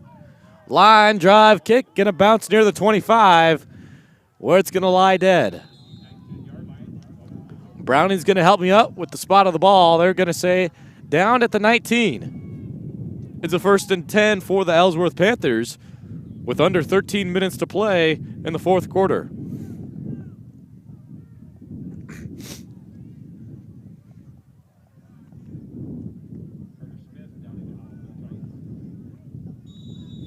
Carter Smith down the ball for the Iowa Central Tritons. He's a backup offensive lineman.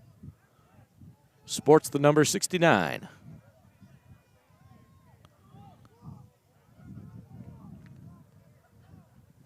Here we go. Tri-field backfield.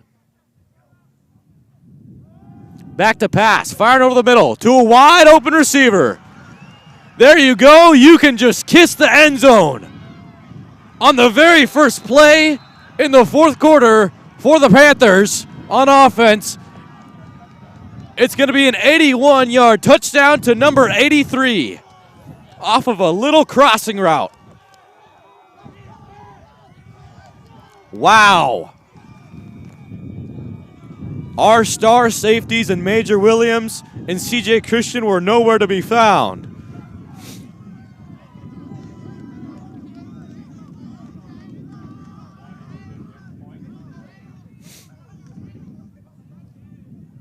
Extra point is up, and it's good. 21-14, the Tritons are down to begin the fourth quarter. Who would have bet on that?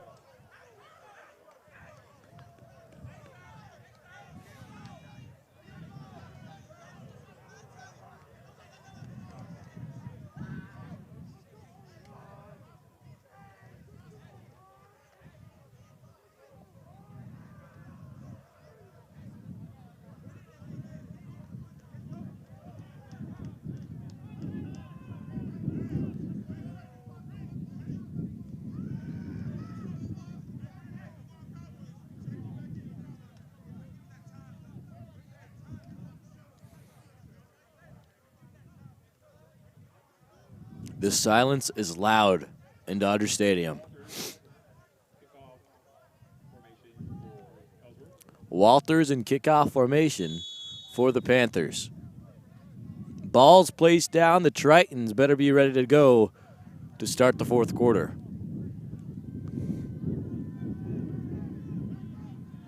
Walters' kick is up. It's going to travel to the 28. Going to pitch it back to Major Williams. Finds a blocker. Finds another blocker. Works outside. Oh, my goodness. Major Williams. Go to the house. Major Williams runs all the way home from north to south. Major Williams was the spark plug we needed. Major.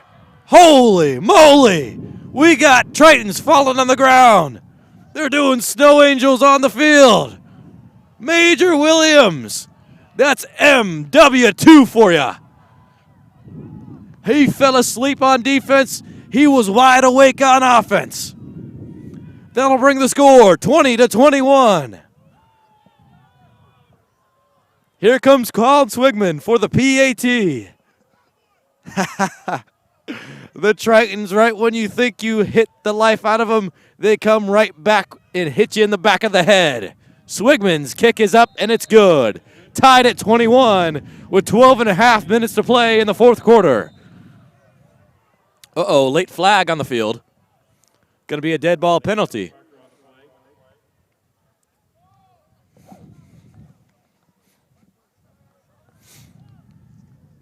And they pick the flag up. No, they don't. Unsportsmanlike, possibly.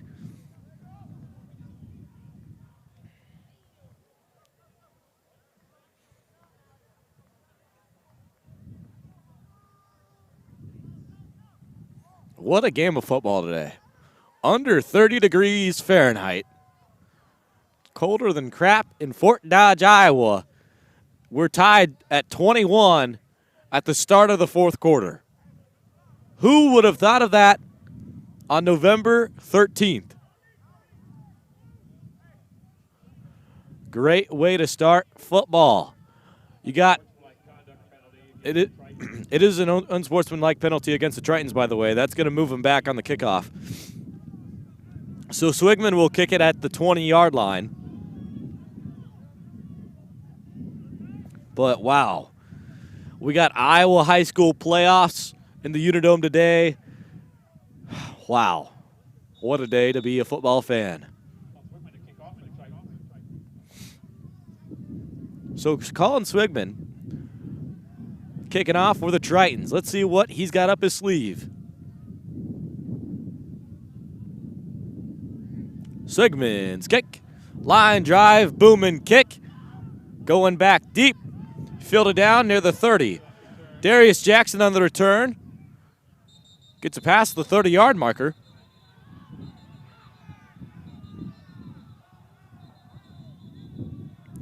Ball was stripped after the play was called dead.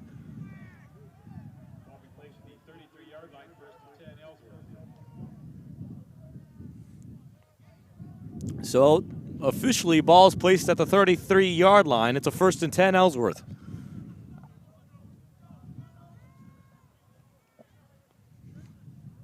Ellsworth woke up and ate their breakfast today. So they've been excellent.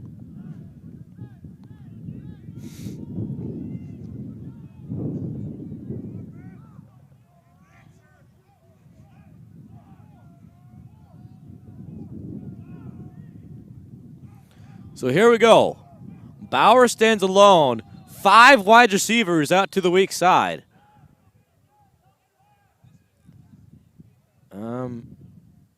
Play going to be called dead. Timeout on the Ellsworth. Ellsworth will burn the first timeout of the second half. They have 2 remaining. The Tritons have 3.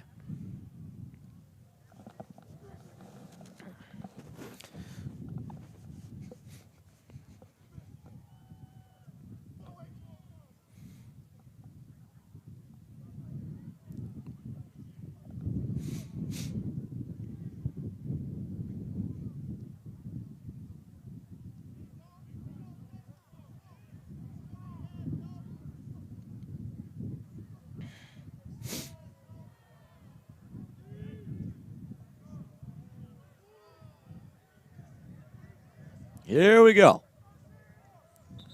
It's a 1st and 10 on the 33-yard line. 5 wide receivers stacked on the strong side. Empty backfield for Josh Bauer. No one on the far left. It's a little screen pass out to the guy that had the touchdown a moment ago. I don't have number 83 on my roster sheet. Let's see if Brownie announces the name right here. It's a 2nd and 2.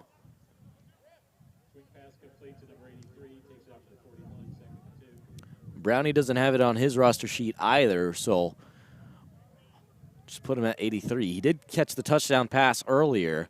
If I can get an Ellsworth fan or a coach at some point in the broadcast, I'd love to figure that out. 4 wide receivers stacked out wide. Quarterback keeper. Ooh, it looks like Josh Bauer has enough for a first down as he falls forward past the line of scrimmage. He's got the length, right?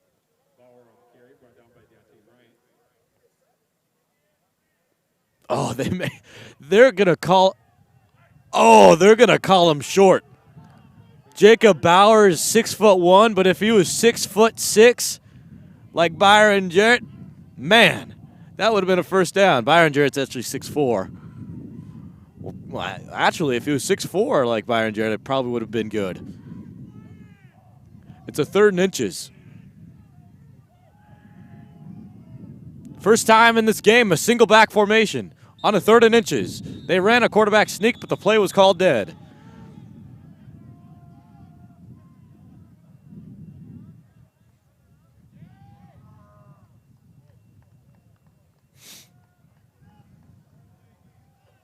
Delay a game on the offense. That'll bring them back 5 yards to 3rd and 5.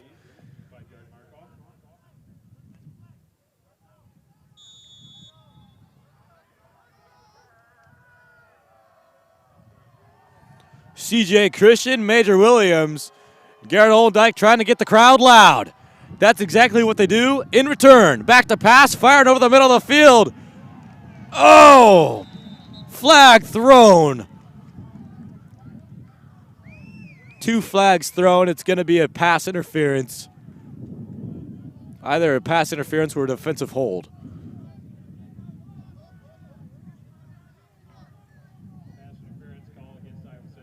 Yeah.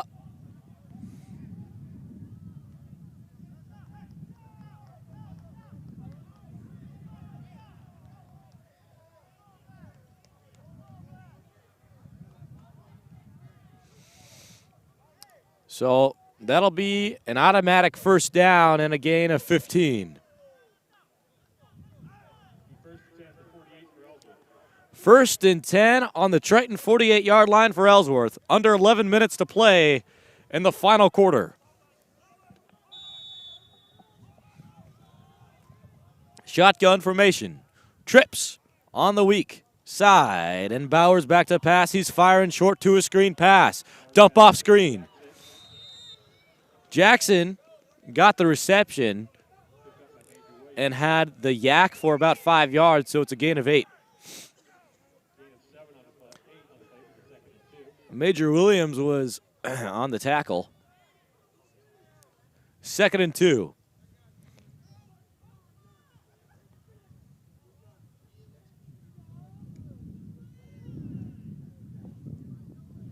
Ten and a half to play. The clock is still running. Shotgun formation. Whitlock is back there at tailback. Here comes the rush. Firing hard and strong. Deontay Bryant was there first. I think they didn't get it. I think Whitlock was short. Come on. Make it short. Just short of the first down. It's a 3rd and inches for the 2nd time in a row. Deontay Bryant and Wesley Basil were there to get the tackle. Under 10 minutes to play. Ellsworth doing a great job at milking the clock. Shotgun formation. Trips on the weak side. Whitlock in motion just flips the field. Inside zone. Flag thrown. It's a before the play snapped. False start.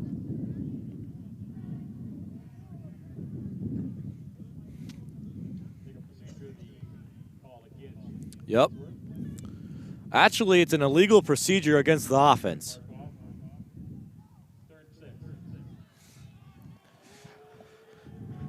Going to lose 5 yards. That'll bring it to a 3rd down and 6.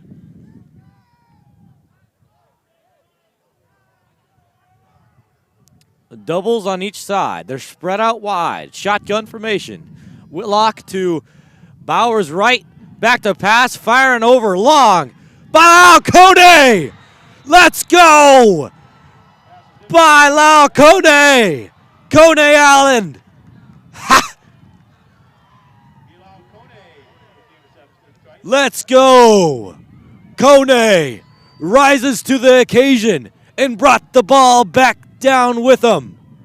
The Tritons to take over near their own 15-yard line. Didn't get to play a week ago. Got back to play football this week. He's been waiting to get back in a Triton uniform and comes up big in the fourth quarter. 9 minutes to play. Byron Jarrett and the boys in blue. Here we go. Doubles on the weak side. Wiedemann in at blocking back. He rolls in motion. Bodie gets the handoff. It's an inside zone. He gets stopped at the line of scrimmage. The big guys trying to push him forward. They can't. Bodie does a great job at keep moving his legs. You always see him moving his legs. Never not. The gain of 2, it'll be a 2nd and 8 on the, well, it's a 2nd and 8 on the 16. So I guess the Tritons took over on the 14. Officially. My apologies. I thought it was a 15. 2nd and 8. Let's see what the Tritons have up their sleeve. Doubles on the weak side. Wiedemann at blocking back. Jarrett, RPO, rolls outside, finds Wiedemann on a short dump off.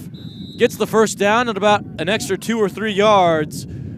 It'll be a 1st and 10 on the 25-yard line.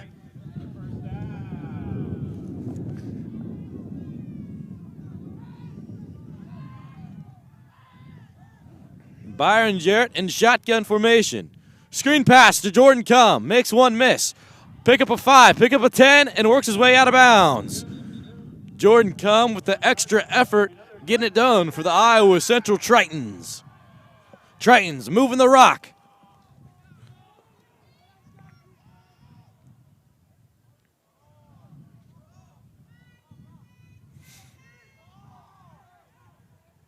Trips on the weak side. Desno Washington stands alone out to the strong side.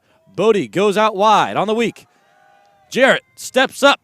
He's looking for a man. He will fire to the outside. Desno Washington makes the grab and keeps it in bounds. There goes Desno Washington up the middle of the field. Makes another miss. He'll be brought down inside the 20. There's a reason why he's the best wide receiver in all of the NJCAA.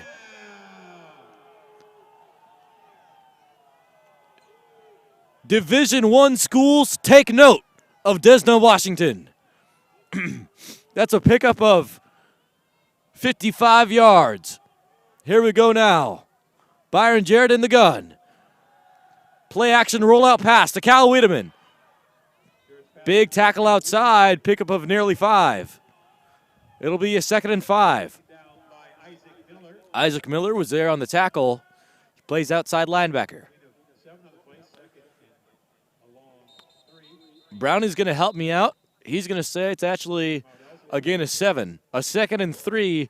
Ellsworth going to burn their second timeout at 7 minutes and 13 seconds remaining to play in the fourth quarter. The Tritons with a 2nd and 3 opportunity inside the 15-yard line. Wow. What a game it's been so far. The Tritons have yet to have the lead once in this game. They may take back over in the closing minutes of the fourth quarter with the lead. This is crazy.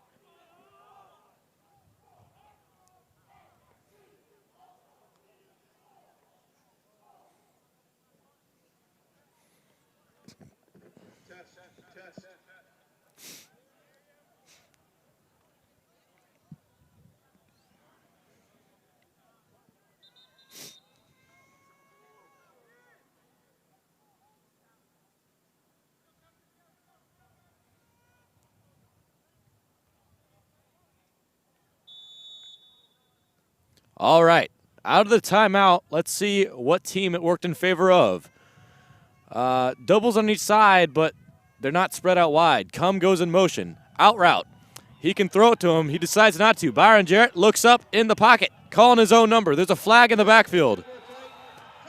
Byron Jarrett scores the touchdown, but I believe it's coming back as there's a flag in the backfield.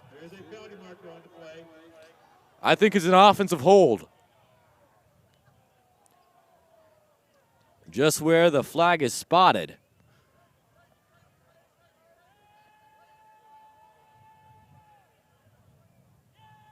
That would have been Byron Jarrett's 3rd rushing touchdown today. Looks like it's coming back. Holding on number 71 of the offense, it's Maximus McCree. They will repeat second down after the loss of 10. Second and 13.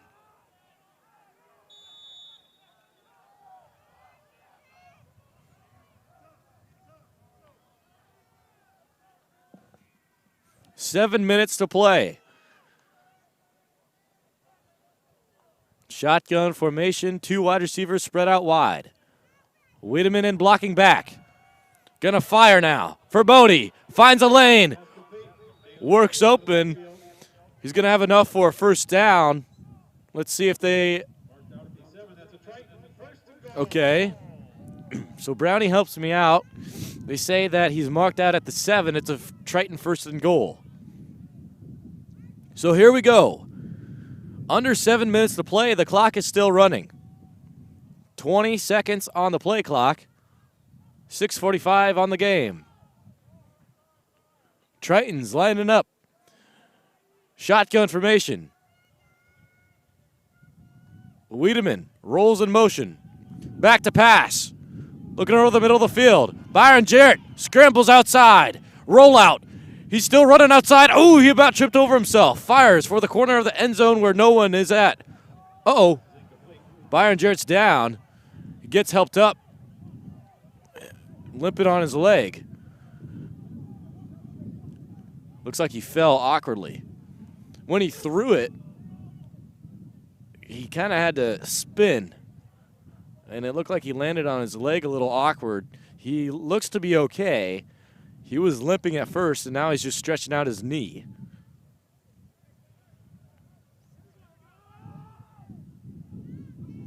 Okay. Second and goal on the 7. Clock stopped at 6:22. Doubles on each side, both spread out wide. Wiedemann runs in motion. Handoff Bodie up the middle. He reaches forward. Is it enough? Very close to the end zone.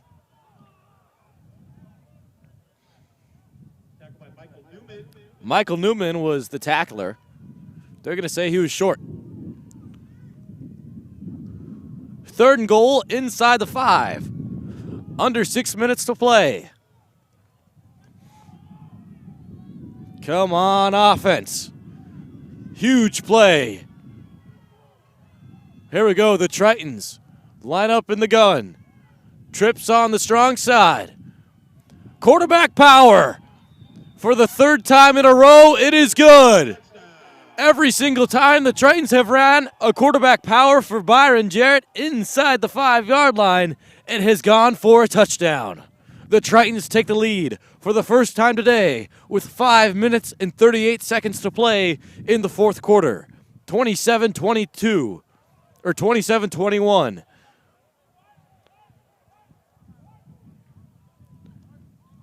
Wow. And I'm sitting over here on the Ellsworth side, and folks, it's gotten a lot quieter than it was at halftime. Swigman's kick is up, and it's no good. Uh-oh. Panthers, big reason to fight here. 27-21, Tritons have a 6-point lead with 5 minutes and 38 seconds to play in the 4th and final quarter in Fort Dodge, Iowa. It's the battle for Highway 20. Ellsworth Panthers drove about an hour away to Fort Dodge, Iowa to play in Dodger Stadium and to captivate the crowd to stun the Iowa Central Tritons at home in the final regular season game of the season. The Tritons have an answer for them. They marched back and climbed out of the hole they dug themselves in, finally taking the lead in the 4th quarter. Colin Swigman will now kick off.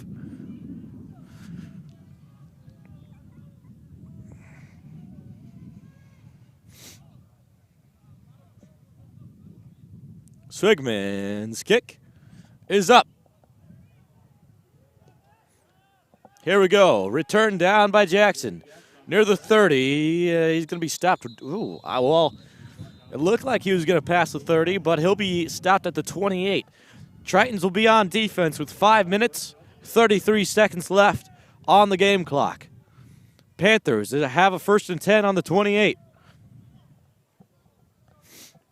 Triton defense need one more stop to close off the regular season. Can they do it? To improve the record to 8-2, their only loss being to Iowa Western twice.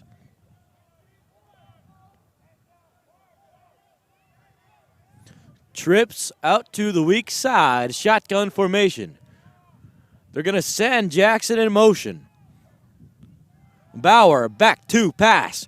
Firing over the middle of the field. It's 83 again. He's who scored last time. Pick up a 50 yards. Brought down at the Triton 16.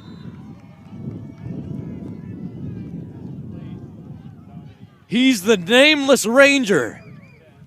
As he's not listed on my roster sheet, he wears the number 83 for the Panthers as he's going crazy. Didn't even get to start today on offense. Wow. 5 minutes to play as the story is unfolding. It's a 1st and 10 on the Triton 16.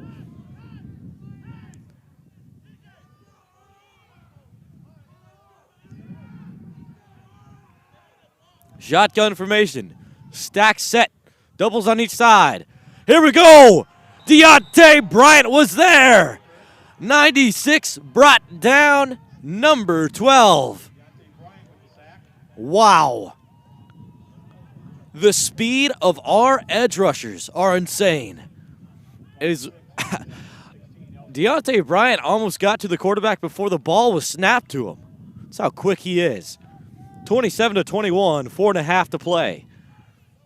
It's a 2nd down and 16. The Tritons need a big stop.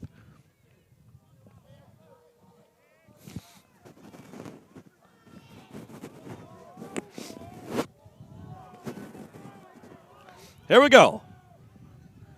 Try backfield. Back to pass. It's a screen out to Whitlock. Oh, my goodness. He was wide open, and no one was around him. He had a really good chance of he probably would have got in the end zone, but the ball was just short. The ball was incomplete and just short. It's a 3rd and 16. The Panthers are getting loud on their sideline.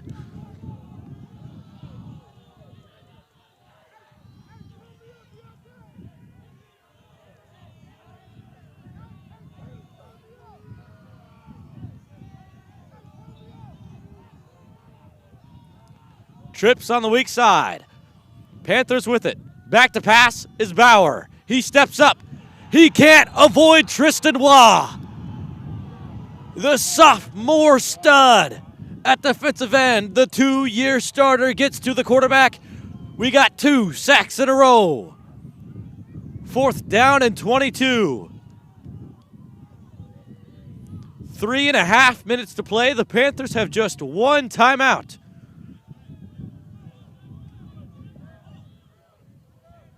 Deontay Bryant waving his arms in the air, telling the Triton Nation to get loud. Let's go, Tritons.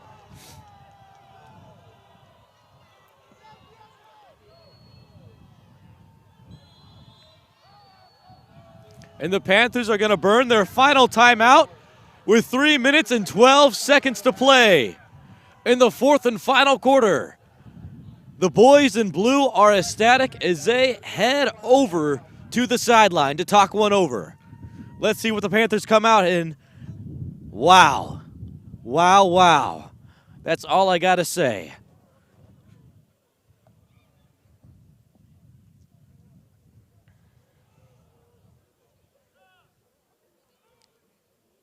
Tritons definitely not playing like the way they wanted to today, but they're going to show a lot of heart, and it looks like they're going to crawl away back into this one. Huge opportunity to get the victory. I think they can do it.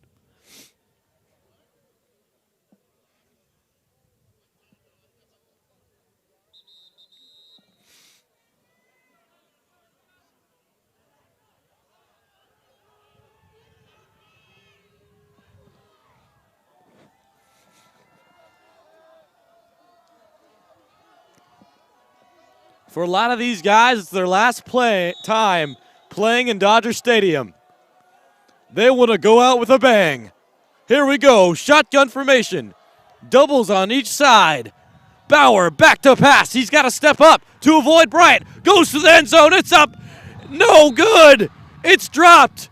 Defended by C.J. Christian. The pass breakup at the end of the game.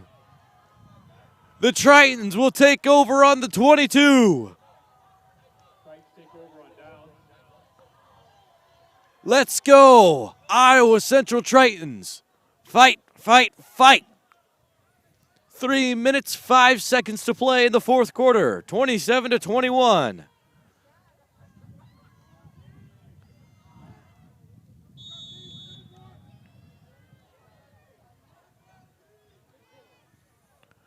Here we go, back to the Triton runability.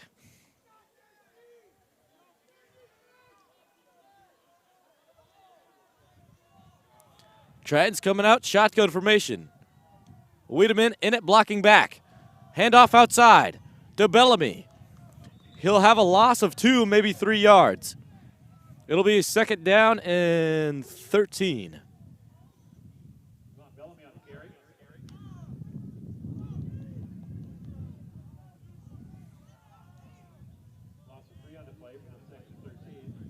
Second and 13, 2:45 left on the game clock. Byron Jarrett taking his time to hike the ball. He's going to milk it all the way down to about 2 minutes and 15 seconds.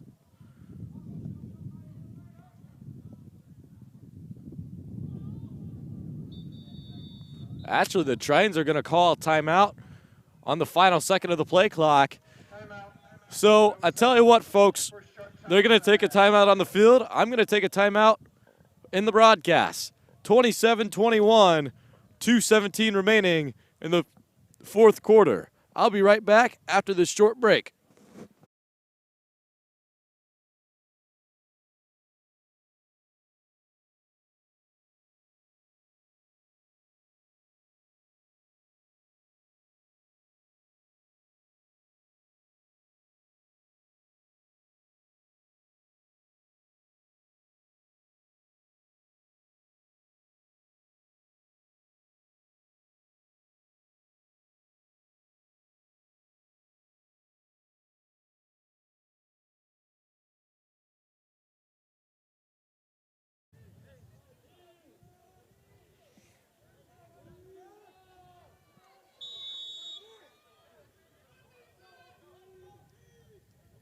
There we go.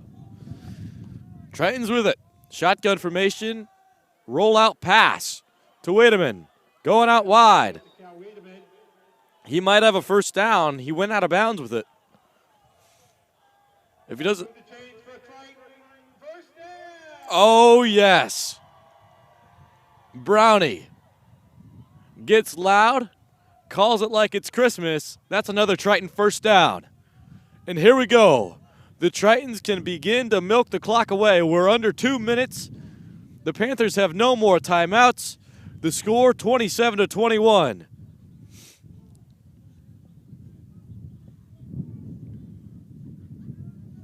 The Tritons got to call 3 more plays.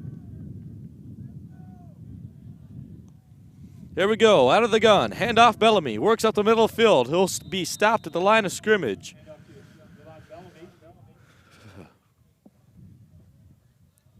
Under a minute and a half to play. The Tritons can get the game clock milked all the way down to the 50-second marker before they have to snap it or call a timeout.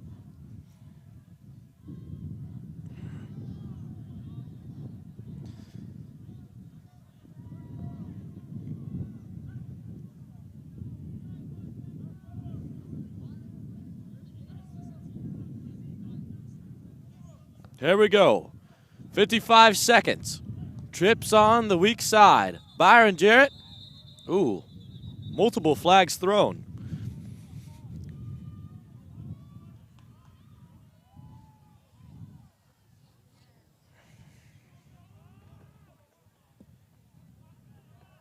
Full start, offense.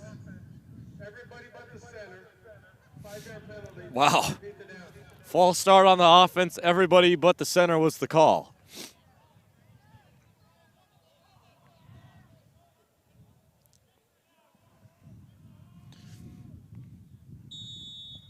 Which usually kind of means that the center just forgot to snap the ball. But regardless, you just got to call 2 more plays. And the Tritons will end the regular season as an 8-2 record. Let's break down the game. The Iowa Central Tritons are going to get the victory 27-21 against the Ellsworth Panthers. The Panthers had the lead for over 90% of the game. The Tritons didn't take the lead until the 5-minute marker in the fourth quarter. Tritons with a huge win. A lot of these sophomores will play their final game in Dodger Stadium. 3 Triton touchdowns were scored off of quarterback power inside the 5-yard line with Byron Jarrett. And then 1 touchdown was scored off of a 70-yard return from Major Williams. Ellsworth Panthers, they had an 80-yard bomb to number 83, who was not listed on my roster sheet. We saw a touchdown by their left guard after the Tritons had blocked a field goal and jumped on it in the end zone, and then an 8-yard curl route to Jackson.